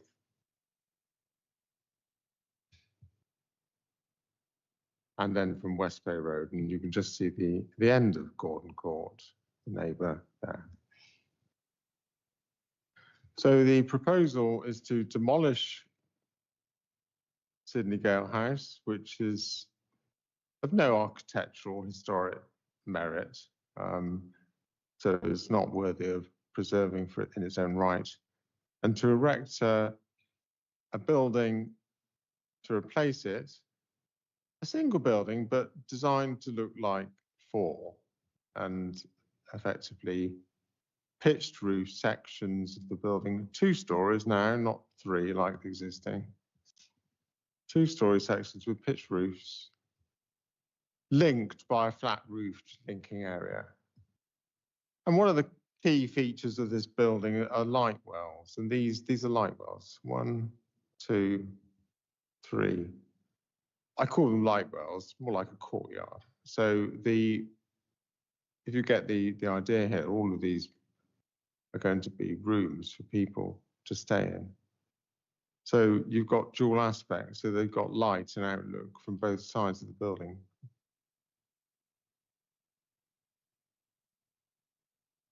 And that shows the principal elevations of the building. Say 2-story, soft red brick. These are the materials. Soft red brick, as Bridport is known for its soft red brick. Obviously, it's a modern building, contemporary building. It's not trying to be traditional looking. So we are using a mixed palette of materials, including timber and metal and brick. And the proposal also has extensive landscaping. As you saw, it's mostly later lawn. There would be a car park at the end of Flood Lane. There's a small car park at the moment. This will be obviously bigger. This is the footprint of the building. And around it, the perimeter would be laid out to landscaping. The dark green blobs are the existing trees that are being retained. And the paler green are those that would be planted. And we envisage species more akin to a garden, because it would be a garden and people would be looking out onto it and going out to use it.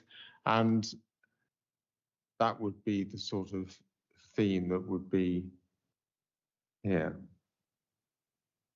Access is via Flood Lane. There's no change to how it's accessed. And the car park would be mainly used by staff and visitors rather than the residents.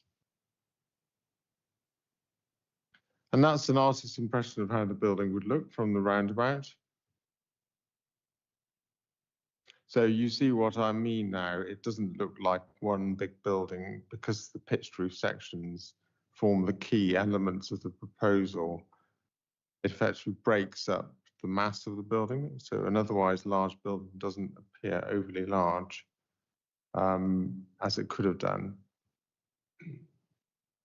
And that's the West Bay Road view. Note that the building, as it has come up closer to the road, which is much more an attractive relationship, because then it embraces the public domain, and then people feel in touch with the world that's passing by, and not set back within grounds where they can't be seen. And another view from West Bay Road, which shows the red brick building, contemporary, no excuse for that, but it's a metal seamed roof. But the windows take on a vertical emphasis, which I'll speak about more in a moment. That's the rear of the building. So on to the main issues. Those are as they are listed in the report. First of all, in terms of the principle, here is the site. It's obviously in Bridport. It's within this black line. That's the defined development boundary. It makes use of an existing site that's already developed. The National Planning Policy Framework places great emphasis on reuse of existing land. So the existing uses for a care home, this would, although it's a reablement centre, still falls within the use class as being a care home. So the principle of reusing the site is acceptable and complies with our policy subject to site-specific criteria. As I said before, the existing buildings have no historical or architectural merits, and there's no objection to demolition of it. And looking at the character and appearance of the area, the two shots on the left are the proposal. You've seen them already. A red brick building, vertical emphasis. And this is that vertical emphasis that I was talking about. If you look at older developments within the town, here, like opposite these Regency villas, and here nearby in town, these terraced 19th century houses, we have obviously sliding sash windows, but they're vertical emphasis. And what we've done here is to pick up that vertical emphasis and that rhythm, which creates a more comfortable and more appealing visual impact. Gordon Court next door goes a little way to doing something like that. That's one of the points I could make is obviously the massing, and the massing's been broken up here by having these pitched roof sections joined by a flat roof. And there's the result where you possibly haven't broken up the massing quite so much, and you get the impression of a much larger, bulkier building. In terms of amenity, the only real neighbour is Gordon Court, and that's this section drawing here. And this shows the relationship of the building, there it is proposed, to Gordon Court. There is more than adequate separation between the buildings for overlooking, overshadowing, and so on and so forth. And that's how it actually looks in real life.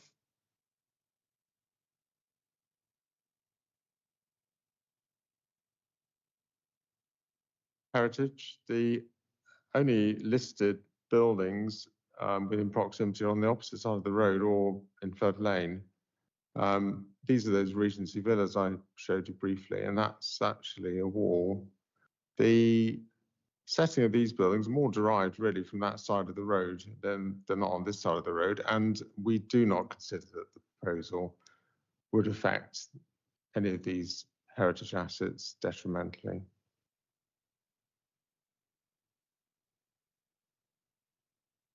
In terms of biodiversity, the scheme's a large scheme, and obviously we'll have to meet the requirements of biodiversity net gain, or BNG. The red line is the footprint of building, car park, paths, you name it. But that does leave obviously green areas for biodiversity enhancements. And these enhancements form obviously a detailed report, and they have been found acceptable to our National Environment team. They would be included obviously within the conditions at the end of the report. Highway safety, the proposed in a town centre site. One would expect most people actually to use public transport or walk there. But obviously it does make use of an existing access. Flood Lane does have good visibility. The road is suitable to serve the development. This blue actually just shows the tracking for a large vehicle, and obviously shows that it would meet those requirements. Obviously, it would be surprising if it didn't. And obviously there is sufficient car parking for staff and visitors. And the landscaping, which I briefly mentioned earlier, this just shows trees that are being retained and those that are being removed. Obviously, a large number are being removed, but then a large number are retained, and better trees are planted in their place because a lot of the trees have reached the end of their useful life. In terms of flood risk and drainage, the site is not affected to any significant degree by river flooding. The only bit that is this tiny corner. And because this tiny corner was affected by river flooding, in a fairly rare event, I hasten to add, the applicant did have to conduct a sequential test, which is to see if other sites could serve the development that don't flood at all. They did that, and there weren't really suitable sites available, and we are happy with the sequential test that was conducted. And the other type of flooding that affects the site is surface water, and it's this tiny little strip of blue along the back, and that's a 1 in 1,000 year event. So it's really rare, to the point that our engineers have concluded that it is so insignificant that it could actually be mitigated very simply in the new design just by raising of a ground level, although obviously this part will be mostly probably covered under the new building anyway. So given all of those things, the recommendation is to grant planning permission for demolition and the new building. And here is a list of the conditions which would be part of that permission. I'm not going to read them out. They're in the report. Thank you, Chairman, very much. Thank you, James. That was a really detailed report, really helpful. In relation to this, I think we have one speaker. Am I correct? Samuel Paul, are you? Brilliant. Thank you, Samuel. So as with the previous one, 3 minutes. You have your 3 minutes. Do you want to go ahead? Lovely. Thank you, Chair. So my name's Sam Paul. I'm the Corporate Director for Commission and Improvement at Dorset Council, but here's the applicant today for the proposed reablement centre development. Can I just start by thanking the planning officer for his work, but also his supportive comments on the quality of the design that's been put in front of you today. So broadly, my role as the commissioning director is to ensure that we plan, develop and deliver the right care services for our communities, but also making sure that those services are safe, of good quality, sustainable and designed around people's needs. And the proposal that is before you today is a central part of that responsibility. So what this centre will do will provide short-term recovery and rehabilitation, particularly for older people after a hospital stay or illness. Its purpose is really to help people regain independence and return home safely rather than moving into long-term care prematurely.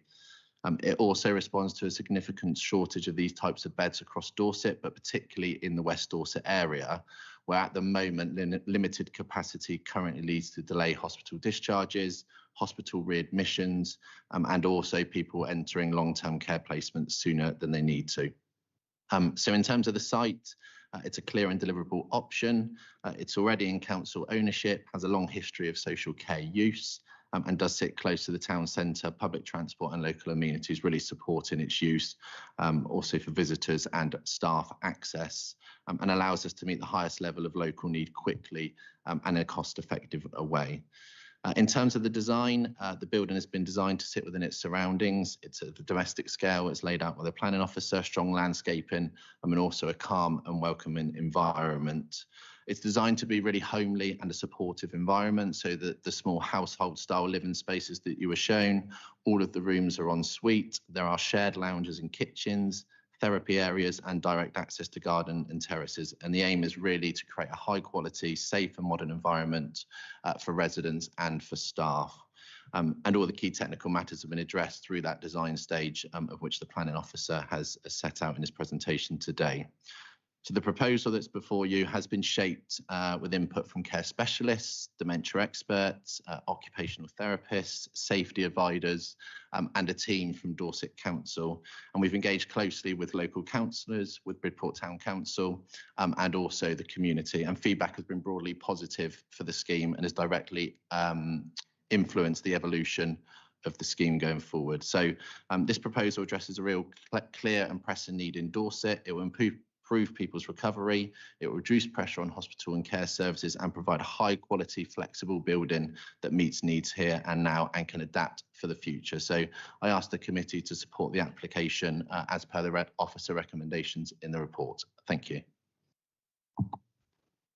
Great, thank you very much, Samuel. I think you're absolutely bang on time there as well, so all good. And I would now like to ask whether any committee members have any technical questions that they would like to put to the planning officer. Councillor Weller, do you want to go ahead?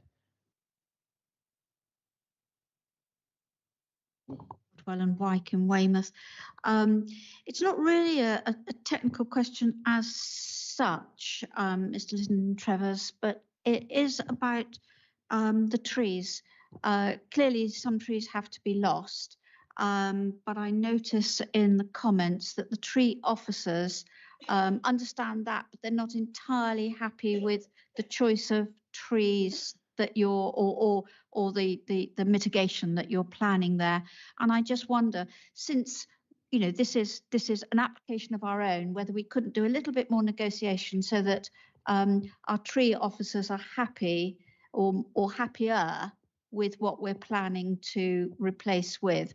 It can't be beyond our wit to come up with a scheme that they could happily put their hearts behind. That's so I say it's not really a technical question, but it's possibly a little bit more negotiation so that we've got the tree officers on board as well as everything else, because the scheme is great. James, do you want to come back on that point? Well, actually, we did negotiate following that comment, and I agreed with the comment. The trees that were being proposed in that sort of narrow strip were forest trees. I mean, they were beech trees, oak trees, too big. Too not. That's why in the presentation I said garden trees, so like flowering cherries, that sort of thing.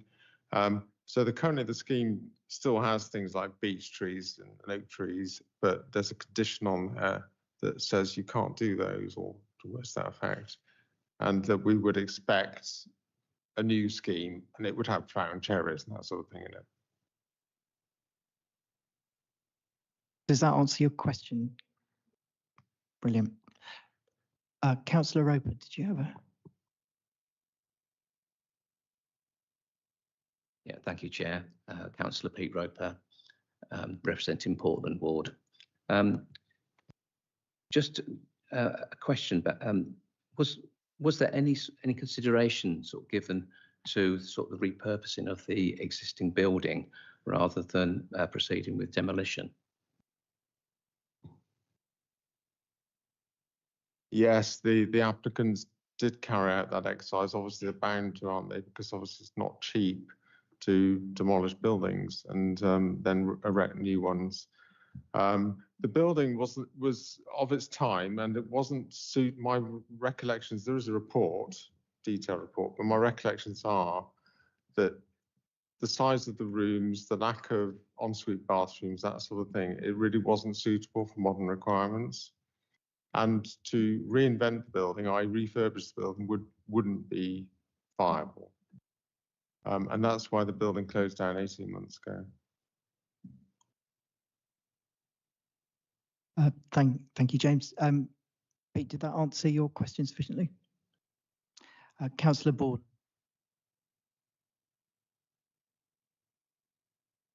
Thank you, Belinda Borden, Lyme Regis and Charmouth. Could you just clarify a bit further the arrangements for surface water management and whether, I know I always bring this up when I can, whether the car park could be made a permeable surface.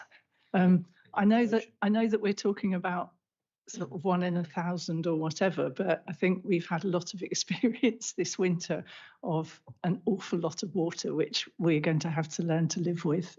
So if you could just clarify the mitigations on that, thank you. Our engineers were quite content with the scheme because obviously the 1 in 1,000 triggers pretty minimal requirement for any significant intervention. He has asked for the conditions, there's 2 conditions in the report to be included for details of the actual final scheme. So I can't here today commit to having permeable tarmac because I don't know whether permeable tarmac would be the solution, because it might not be, but also because the detailed scheme needs to be put forward and we wouldn't expect that level of detail at this stage.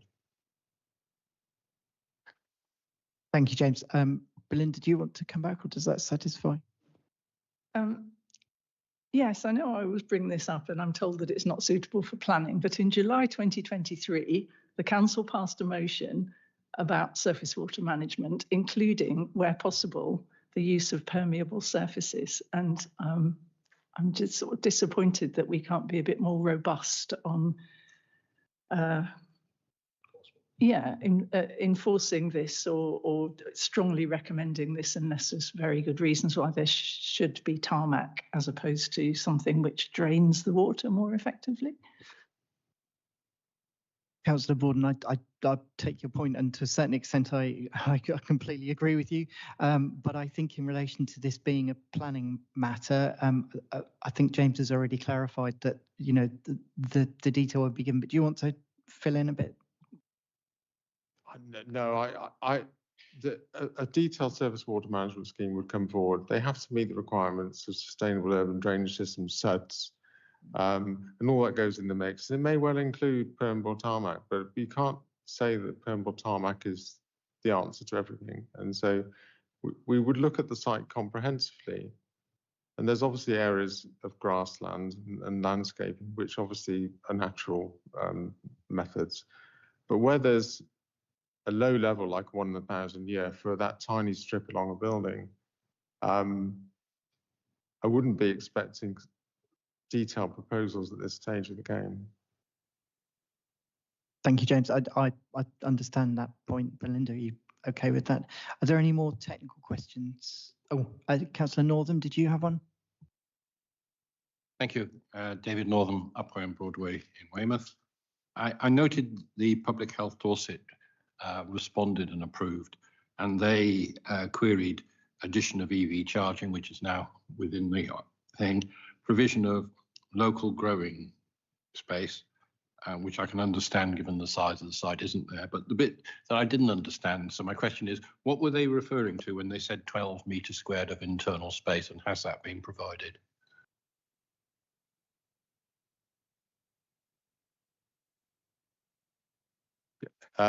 Yes, they have. I think I did actually refer to it in the report as somewhere. I haven't got the report paragraph in front of me, but yes, they have. Obviously, it'd be pointless to design something that wasn't suitable. Thank you, James. Does that clarify? Great, brilliant. If I don't know if there are any more technical questions, or shall we move to debate? If everyone's happy with that. Right, thank you, Paul. So moving on to debate. Does anyone want to kick off the debate on this one? Councillor Northam. I won't introduce myself again. I'm pleased that this is bringing a building back into use, and I think I was pleased to hear the statement that there's a shortage of suitable beds in this part of the county, and this will help remedy that. So to my mind, let's crack on. I propose that we accept the recommendations. Thank you.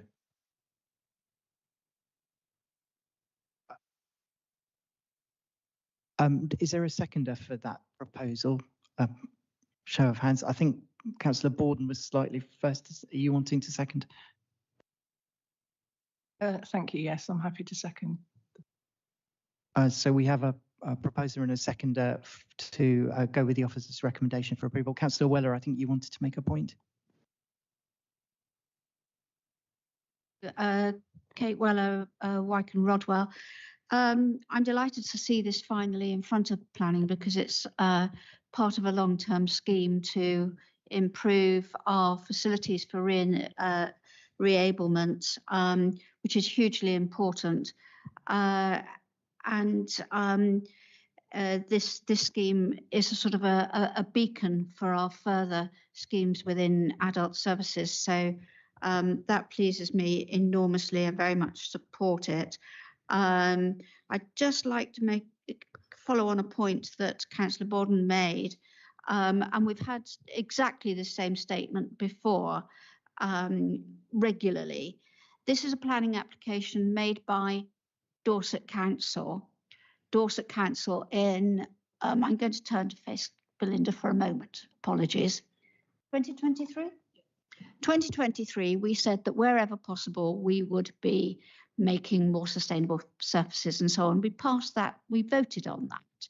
And yet every time a Dorset application comes in, we say, why isn't it in the application? Why, how can we insist upon these things with independent developers when we don't put them in our own specifications?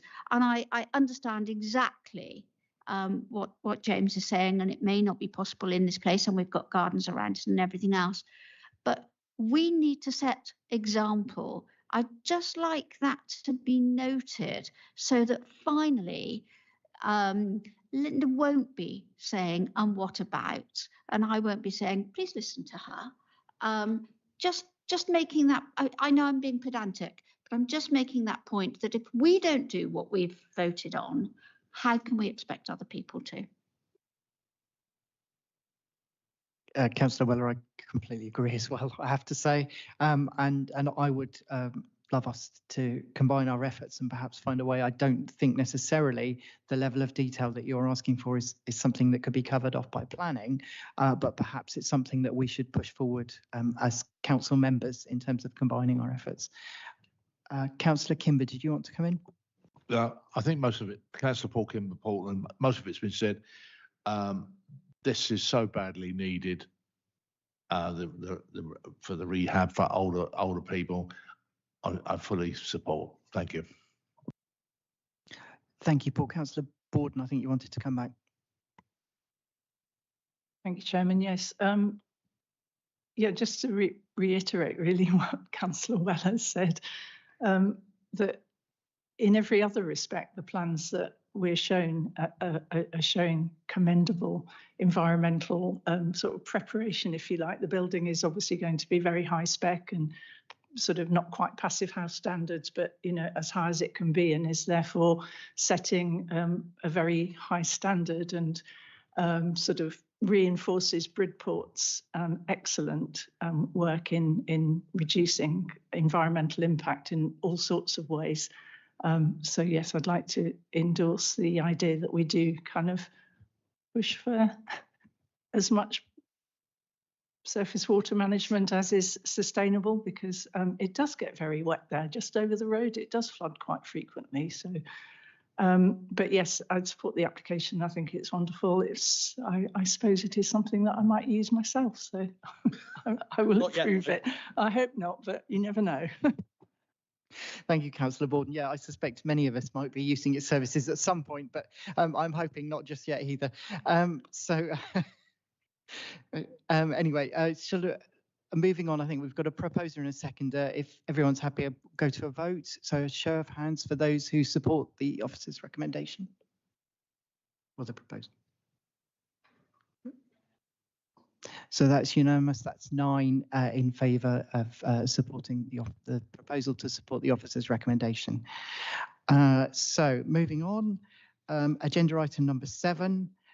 This is P/FUL 2024 05592 Farnham House, Flat 9, Star Lane, Lyme Regis, DT7 3JD, and the planning officer who's going to be making this presentation is Emma Thornett. When you're ready, Emma, do you want to get yourself up? A bit of a seat swap going on.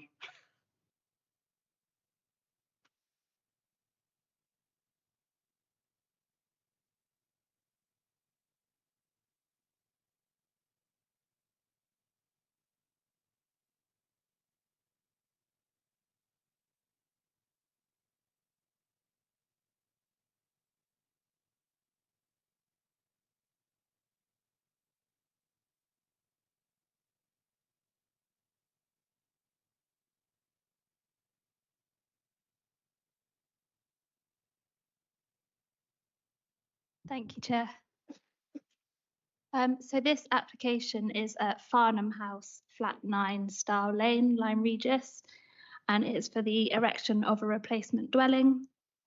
This application follows a refused application, also for a replacement dwelling on the site, which was also subsequently dismissed at appeal. But I will be showing plans from both schemes.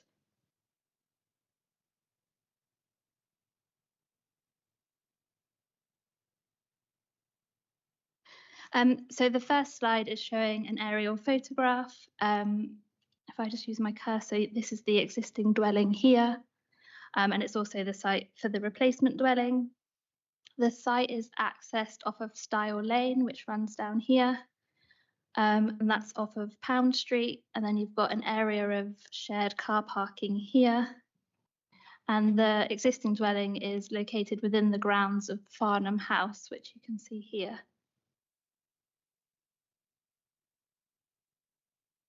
The next slide is showing some constraints of the site. So the black line you can see is the DDB for Lyme Regis, so it is within the defined development boundary. It is also within the Dorset National Landscape, formerly the AONB, and it's also within the Lyme Regis Conservation Area. and it's within slope instability zone 3. The orange shading you can see down here is areas vulnerable to coastal erosion. The different colours indicate the darker orange being 20 years, the medium being 50, and obviously the light orange being 100 years. But there is then some space between those areas and the application site, which you can see here. Listed buildings are shown in brown on that plan. So you can see that the site is within the setting of a number of listed buildings. And Farnham House here is also considered a non-designated heritage asset.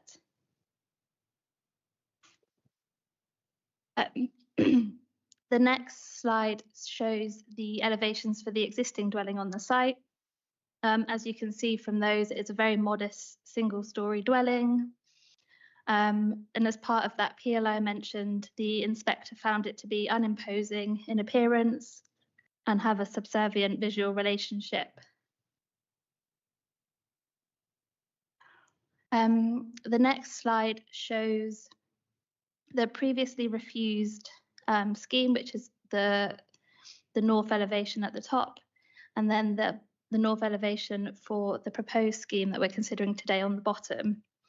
Hopefully you can also see a blue line on that bottom plan, which is showing the size of the existing dwelling on the site. This elevation is the principal elevation, and this is the elevation that would be seen when accessing the site from Stile Lane. The inspector, when considering that the proposed dwelling shown at the top, he said it draws the eye from nearby views and is visually distracting from and diminishing the spacious setting of the non-designated heritage asset, which is Farnham House. So going from that refused scheme to what is now proposed, you can see they have reduced the width of the dwelling. It was considered that the refused scheme, that the upper floor would oversail the ground floor on this elevation.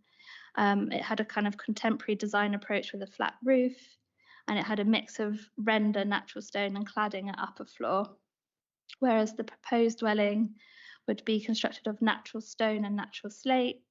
And obviously from this elevation, it's made to look like it would have a pitched roof.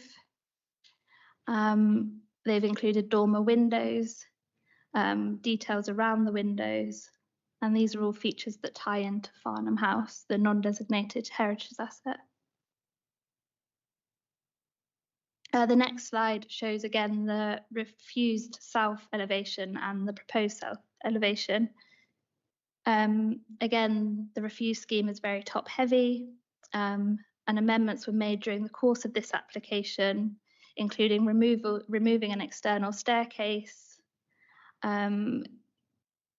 glazed doors at the ground floor were changed to windows, and there was a significant reduction in glazing overall as well during the course of the application. The next slide shows the west elevations, which would face towards Farnham House. It's considered the proposed balcony is set back from that end elevation, and there's just 2 small roof lights proposed there at first floor level. And then next up is the east elevations. This would face towards the right of way. Again, reduced glazing and removal of full height glazing on this elevation at first floor level. And again, on that right-hand picture, you can see the blue lines indicating the existing dwelling. And the proposed dwelling would be approximately 1.5 metres higher than the existing.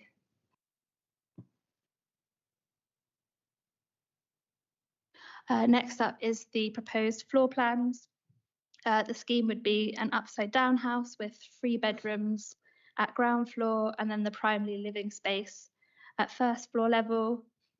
You can see from the roof plan that it's majority a flat sedum roof, but it is made to look like a pitched roof when looking towards that principal elevation as viewed from Stile Lane.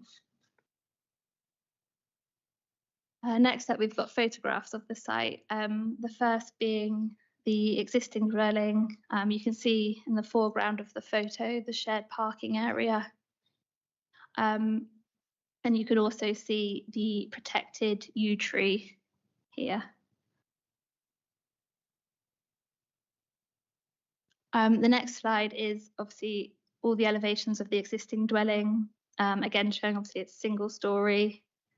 The applicants have set out within their supporting documents that the existing building has reached the end of its useful life.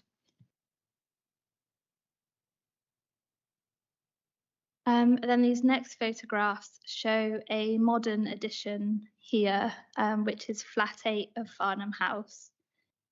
And then the photo on the right is to show the relationship of that to the existing dwelling, obviously where the replacement dwelling would be located.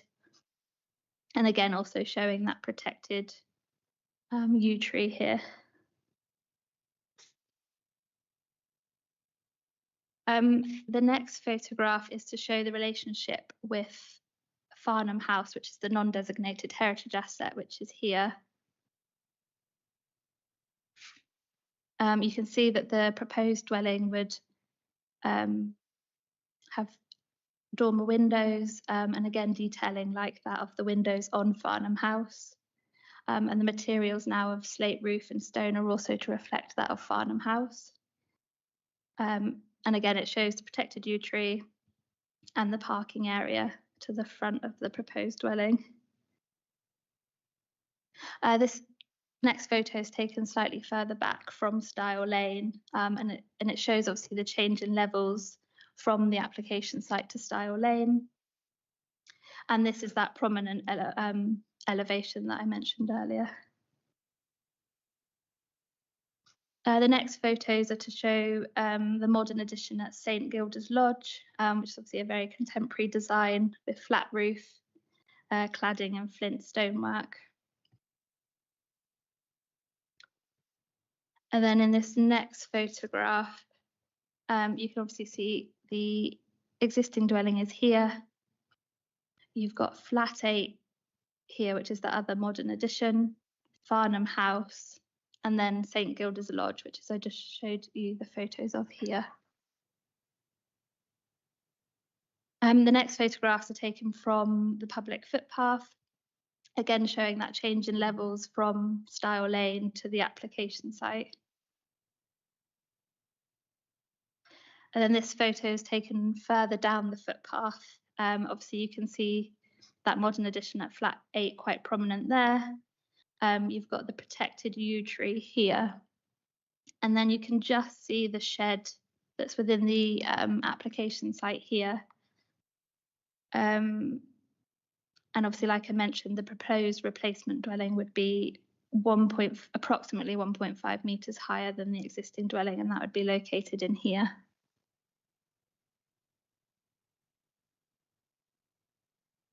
The next photograph is taken from the mini golf area, which you can just see in the foreground of the photo here, obviously looking back at the application site. And then you've got flat 8 here, that existing protected yew tree. And obviously the proposed replacement dwelling would sit in here, and it would sit 1.5 metres higher than the existing. As part of that appeal, the inspector found that from longer distance views, the proposal would be seen in glimpse views as a continuation of the built form along the ridgeline, with a contemporary appearance blending comfortably with the adjacent development.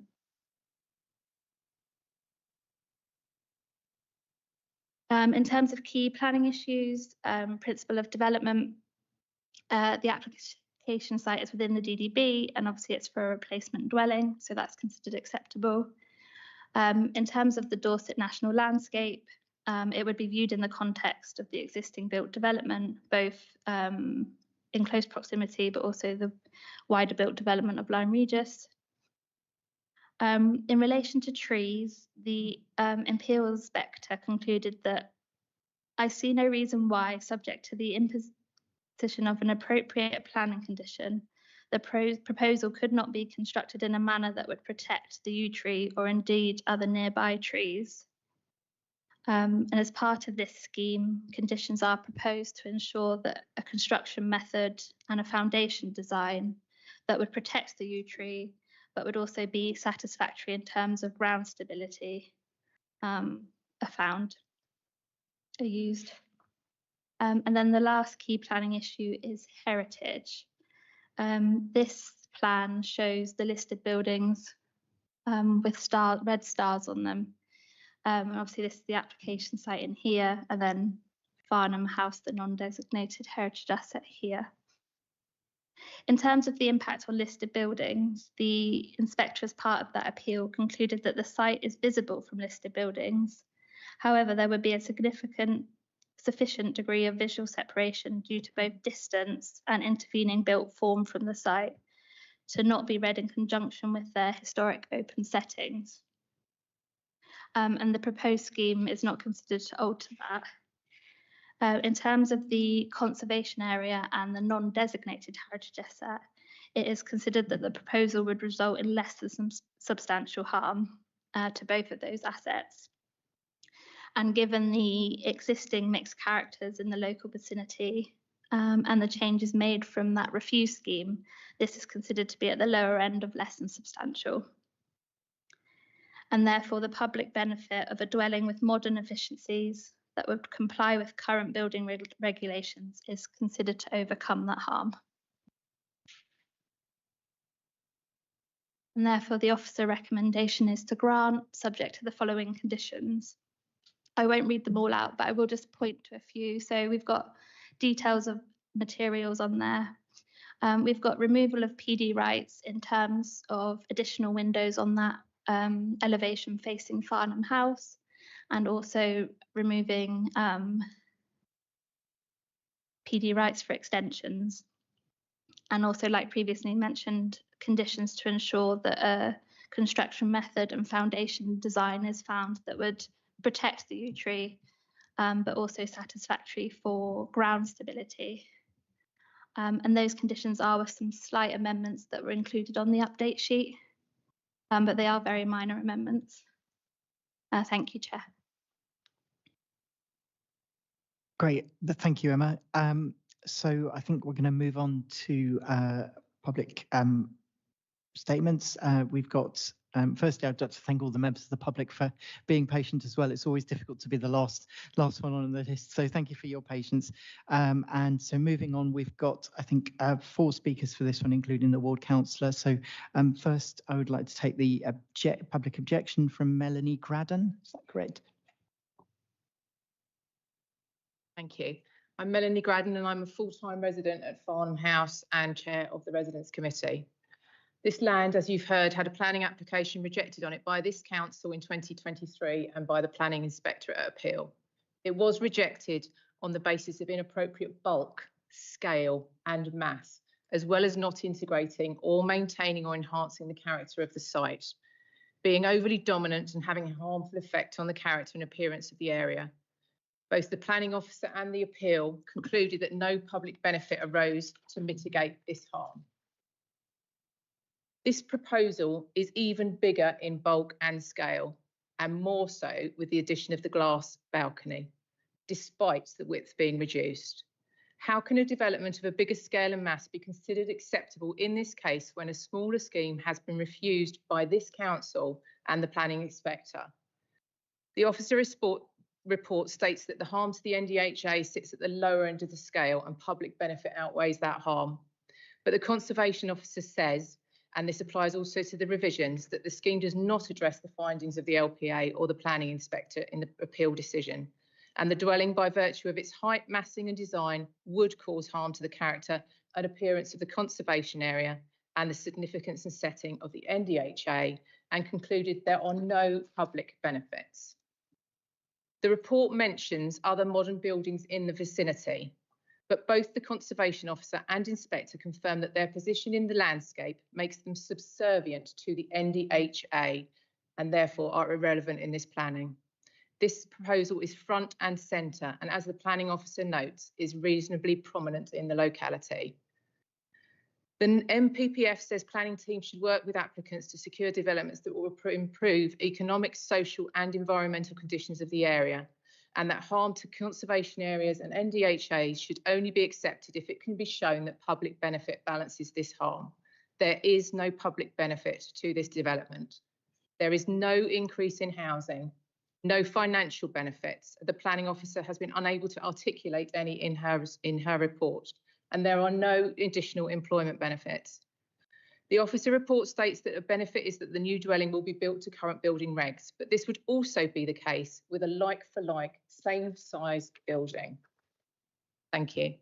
There are no additional environmental benefits. Heat pumps and solar panels will now not be installed, and no other efforts have been made to make this build more environmentally sound than that of any same-size replacement under current building regs. The MPPF also says that development should be of high quality design and relationship and visual impact should be compatible. I believe this test has also failed, and professional comments point to this being a poorly thought out design, unsuitable for the site and requiring numerous complex conditions. I urge the committee to reject this application on the basis of overdevelopment of the site, its inappropriate bulk and mass, its damage to the NDHA and conservation area, and zero public benefit being demonstrated that could not be achieved in a like-for-like building. Thank you. Thank you, Melanie. You were stretching your time a bit there, but I thought you were in the full flow of it, so I thought I'd let you finish up. So now, if we could take a statement from the, I think it's the applicant, is that correct, Denise? So if you'd like to make your statement, please go ahead. Good morning, Chair and members of the committee. My name is Denise Russell and my husband and I own 9 Farnham House. I'm here today to ask for your support. I'm very pleased that the Senior Planning Officer, Emma Thornett, has recommended this for approval, and I hope you agree with her professional assessment. I felt today I had to stand before you and clarify some points. Point 1, the Town Council had no objections to our refused scheme, which was larger and had more bulk and size from the front elevation, which was the elevation that everybody was concerned about. Now it's smaller and softer in design.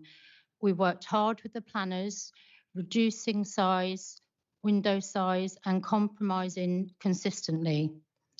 So why there is an objection on this design, it does not make sense to me and was very disappointing. Point 2, the Town Council advised that my reports were outdated. I need to correct this. Our reports were fully updated, including the tree survey and arboricultural impact assessment version 4, which was done in September 2025. Your officer concluded that the issues on the trees and the ground would be overcome by piled foundations. We have a precision engineering solution designed to bypass the tree roots and ensure ground stability. I am totally committed to a safe build. Point 3, the Town Council raised concerns about the effect of glazing and balustrading on the cob. We can't see the cob from our house, and the cob can't see us. We are behind a screen of mature established trees, and the new build will also be well below the tree canopy. Glimpses at best in the middle of winter if we use our phone and zoom in. The Town Council has said our roofline is out of keeping with other houses in the vicinity. This is incorrect. Our house will be lower than the other buildings. It is hard to understand how all these conclusions have been reached. Lastly, I want to emphasise that I have not taken this process lightly. Over the last few years, trying to keep everyone happy, I have engaged 3 architects, 5 designs, multiple stability and tree reports. This long and costly journey, where we have constantly compromised, has finally given us a high quality, technically sound proposal.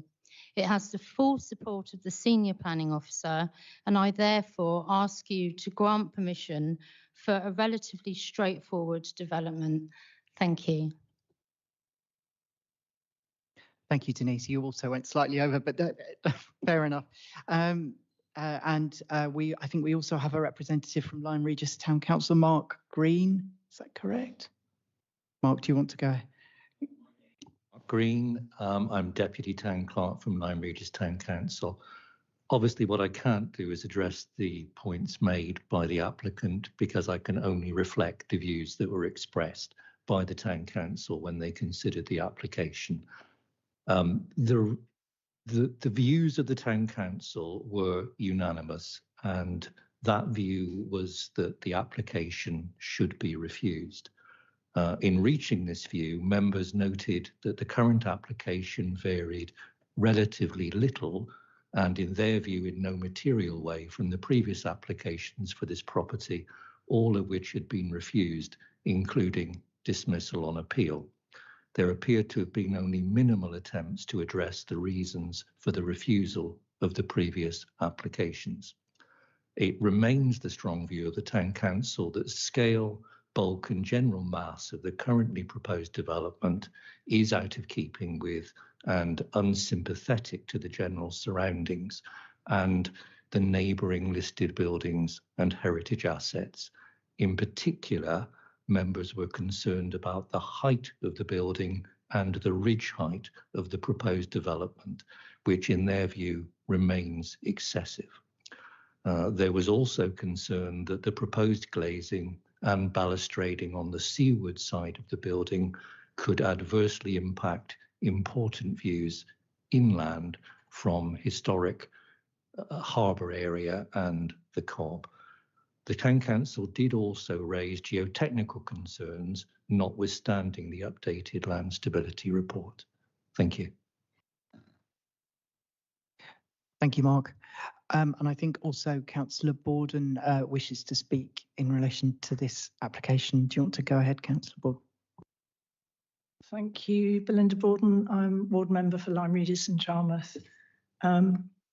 So I think a lot of the concerns have already been raised. Lyme Regis is built on a landslide,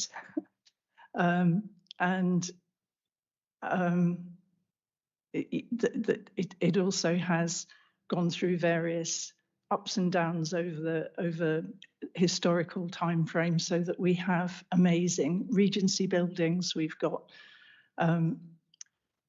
that particular area of town is one of the few areas where most of the listed buildings and the sort of historical heritage is very, very evident. And this, I've lost my, sorry. This proposal is out of scale, out of sympathy with those buildings. It's very visible, not so much when the trees are in leaf, but compared to the other modern extension of Farnham House, which can be seen from the gardens, but it's very hard to see it from all the other areas. This proposal is going to be incredibly visible and out of character with the general heritage of that particular area. And when that kind of heritage feel goes, it goes, and we can't replace it. On the landslide question, Stile Lane itself, the path a little bit further down from the application site, has collapsed completely this winter. The gardens were pinned as part of the coastal protection scheme, phase 4, I think it was, but above the woodland, above the gardens and Stile Lane itself has not been pinned. We've also had landslides the other side of Cobb Road where the land wasn't pinned. And I just feel that it is bonkers, given what we know about climate change and increased rainfall and land instability, to be building a large building in that site, which is going to impose on the landscape from the gardens and on the look and feel of the buildings in that conservation area. So I object to the proposal too. Thank you, Belinda. So in relation to any technical questions, do any members have any technical questions for the planning officer in relation to this application? David Northam, Karen. Thank you. Could I ask if you could pull up the south elevation again? It was in your slide set.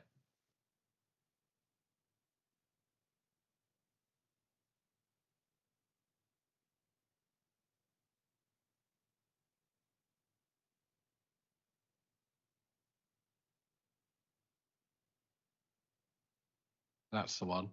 Oh, hang on. Yes. So if I'm looking at that, I'm a bit confused because we've got the gable end, which is glassed. We've got a balcony, which is not quite clear where the balcony runs from. I'm presuming it's above the first floor, the ground floor windows. Which is it, the ground floor 3 windows that faces south, or is it the glazed gable end that faces south? Because both can't face south. Is that at a right angle? Yeah. Yeah. I'm confused.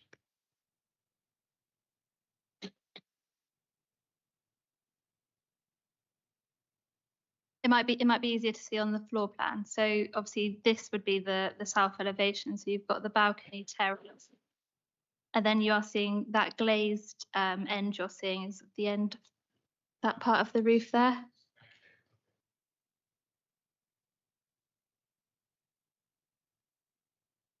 Found your pictures of the site very useful. I was surprised there wasn't a landscape visual impact assessment as part of the application, because a lot of the comments that have been made relate to the landscape visual impact. And your pictures are helpful, but that shows us what's going on. It shows us not only the view from the south looking up the hill and the visibility through the trees, it also shows the other properties within the Farnham House estate, I'll call it that at the moment. And some of those are more prominent than the existing building. I'd also comment, I'd like to ask why there wasn't a landscape visual impact assessment given for this development.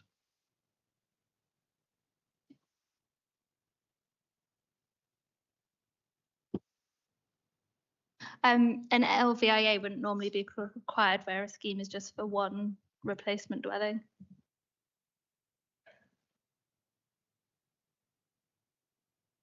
Are you happy with those answers, Councillor Northam? Right, Councillor Monks. Thank you, Chair. Councillor Craig Monks, Bedminster Ward. A fairly open question, so to allow the officer to sort of provide lots of information. I understand the report, but maybe it's lost on me. But my concern is around, and I know we have to, before I get told off, I know we need to consider every application on its individual merit, but the previous application seems material to me. So I just wonder, considering the previous application was refused with fairly full detail as to why that was refused and then subsequently failed on appeal as well, what's materially changed between the previous and the current application to warrant the approval report? Because to me, I'm struggling to kind of marry the two, because if anything, I pick up on the comments from the town council and other objectors that there seems to be bigger. It might not be, but that's the kind of feeling. So I just wonder how we've come to a different conclusion, really.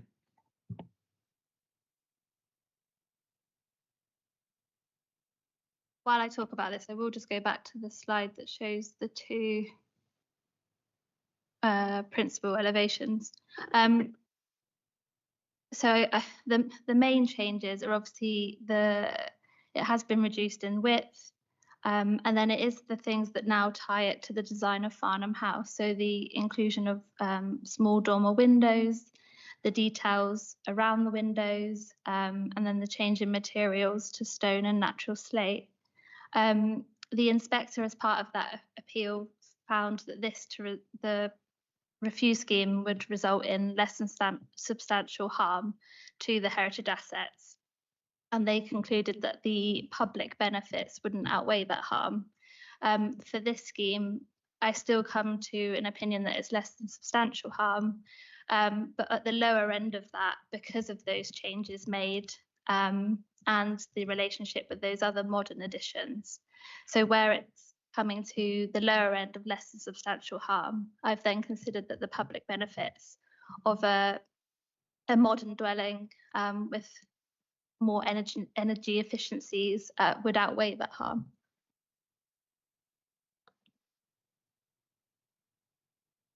Does that sufficiently clarify, Councillor Monks?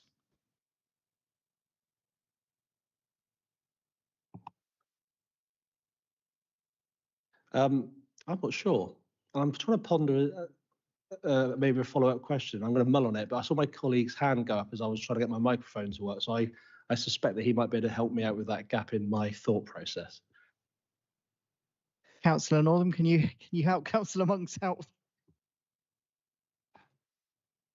Thank you. I wasn't going to comment on that. I think to me the building that has been previously refused at the top looks substantially different to the building at the bottom. The fact that it's got a sloping roof mitigates its bulk by breaking up the profile. That's what I would add to what was said. And also the use of materials is much more in keeping with the older materials in the around the rest of the site, whereas previously you could argue that the materials reflected the modern additions to the existing buildings in the site. And I know one of the conditions is that there should be no lean-tos. Sorry, what's a better word for it? No lean-tos added to this building. Yeah, so this would be what you get, and that I think is quite good. Does that help? A little bit. Thank you. I have to say, Councillor Monks, I was having a similar gap in terms of my understanding of the changes as well. Just comparing current to previous. Are there any more? Oh, did you want to come back, Councillor Monks? Only briefly, Chair, if only to try and not leave it on the last comment I made and make myself look really silly. But I guess the reason I asked the question, and maybe with your interventions, has actually helped me slightly. In terms of the public benefit, I'm just trying to weigh that up, because I know there's been changes made, and the arguably some of those changes have been made is to the improvement of the design. But there's elements of this that I guess for me is still subjective to obviously the officer and different people that look at it. I just wonder, and maybe it's my interpretation of public benefit, but I'm still struggling to understand the wider public benefit, whether it's a different type of tile or brick colour or something like that. I understand that element, but I guess for me the public benefit question is a slightly wider one other than building material. So it's not really a question, but I would welcome any comments from colleagues or officers to see if they can help me understand that. Would the officers like to come back on that question? Thank you, Chair. You can hear from me for a change. Yeah, in terms of public benefit, essentially, the officer report identifies that the public benefit is really just the replacement of an outdated dwelling with one that will now have to meet the latest building regulation standards, which will obviously make it more energy and thermal efficient. That is the identified public benefit. Thank you, and Councillor Northam. Thank you. I noted the officer pointed out that the other premises on the site were formally listed buildings, presumably for their experience. But I think you said, and this is the clarification I'd like, that the existing building at 9 is on the local heritage list, but not formally listed. Did you say that? And if you did say that, what's the reason it's on the local heritage list? Because I can see little excuse me saying this, it doesn't have anything like the appearance of the other buildings that would encourage one to list it.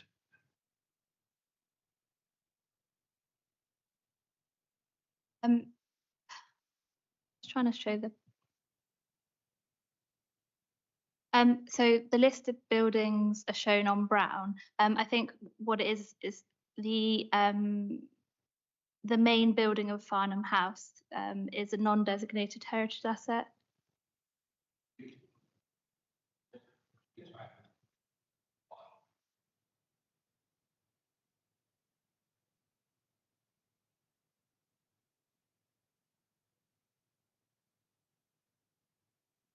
Yeah, so a non-designated heritage asset is something that's not been listed nationally by Historic England. It's usually been identified by the council, usually as part of the conservation area appraisal, as just being a building that's important to sort of general character and heritage of a town or a village.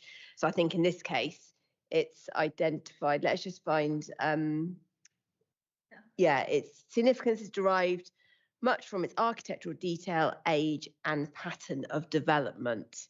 And that's why it's been identified as a non-designated heritage asset, but it's not actually a listed building, as it's not a grade 1, 2, or 2-star listed building. Does that clarify? Do you want to come back on that? It clarifies, but I'd like to come back. That statement has been made by the town council. Has that statement been approved by Dorset Council? I don't think it has to be. I think it can stand as a statement on its own. And I still don't understand the heritage of the existing number 9. It doesn't, to me, apologies, seem to have any heritage. Also, if there was value in the estate, then I'd have expected the estate to perhaps be a conservation area, and you've not mentioned any conservation area. Anne, would you like to come back? Sorry, I think Councillor Northam and I have been talking at cross purposes. I was talking about Farnham House. I think he was talking about the dwelling to be replaced, which has no architectural or historic merit. And the whole site and the surrounding buildings are all within the Lyme Regis town conservation area. Thank you, Anne. Yeah, I understood that. Does that help, Councillor Northam? Yes, so the building which is being demolished has no architectural value. Thank you. Are there any further technical questions? Everyone happy to move to debate? Yes. Does anyone want to kick off a debate on this one? Councillor Weller. Thank you very much, Chairman. Kate Weller, Wycombe Rodwell. I'm pleased that picture is up there. That design at the top is also of no great architectural merit in this context. In other contexts, it might be, but in this context, it doesn't have. The one below, stone and slate, seems to me to fit pretty well within the context of this site. And I know you'll forgive me if I stand for a moment.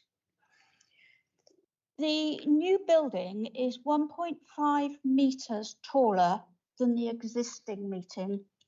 That means it's 6 inches shorter than I am. And you all know I'm very small.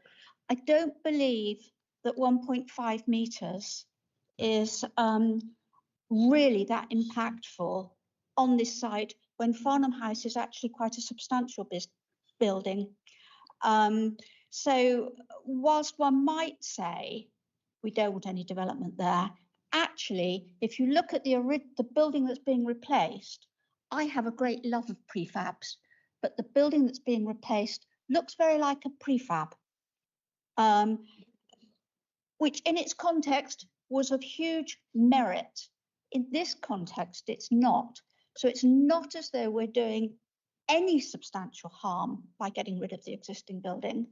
And indeed, we will be enhancing the site by putting in a stone and slate building. So whilst I understand exactly what the objectors are saying, and I understand that it's a conservation area, we're actually, in my view, will be enhancing that conservation area by replacing that building. I'll stand down, but I know I haven't blocked anybody's vision anyway. Councillor Kimber, do you want to go ahead? Just bearing in mind as well, we're getting very close to time, so we'll have to take a vote imminently if we want to extend. So I don't know if you wanted to make a long point, Councillor Kimber. Councillor Paul Kimber, Portland. Yeah, I'm happy to support this. If we go back, can we go back to that drawing again of the top and the bottom, please? I mean, to me, the applicant has bent over backwards to try and, if you like, fit in with all the objections and all the areas. And I think that's the design that we're looking at today is far superior to the previous one, and I'm happy to support this, Chair. Thank you. Was that a proposal, Councillor Kim? I'll make that a proposal just to help the debate. Councillor Owen, I believe you were happy to second Councillor Kimber's proposal. Anne, did you want to? Are you able just to confirm with them, Chair, that includes the updated conditions on the update sheet, please? I'm sure it does, but I will just check. Does that include the update sheet? Councillor Kimber, do you want to confirm that includes the update sheet, the conditions on the update sheet? Absolutely. I kept on referring to it on the and yes, I've read it through this morning. Great. So if everyone's happy with debate, how are we doing on time? We've got 5 minutes. So I don't know if there are any more debating points, or if everyone's happy to proceed to a vote on that proposal from Councillor Kimber. So show of hands, please, on who's happy to support Councillor Kimber's proposal to support the officer's recommendations for approval.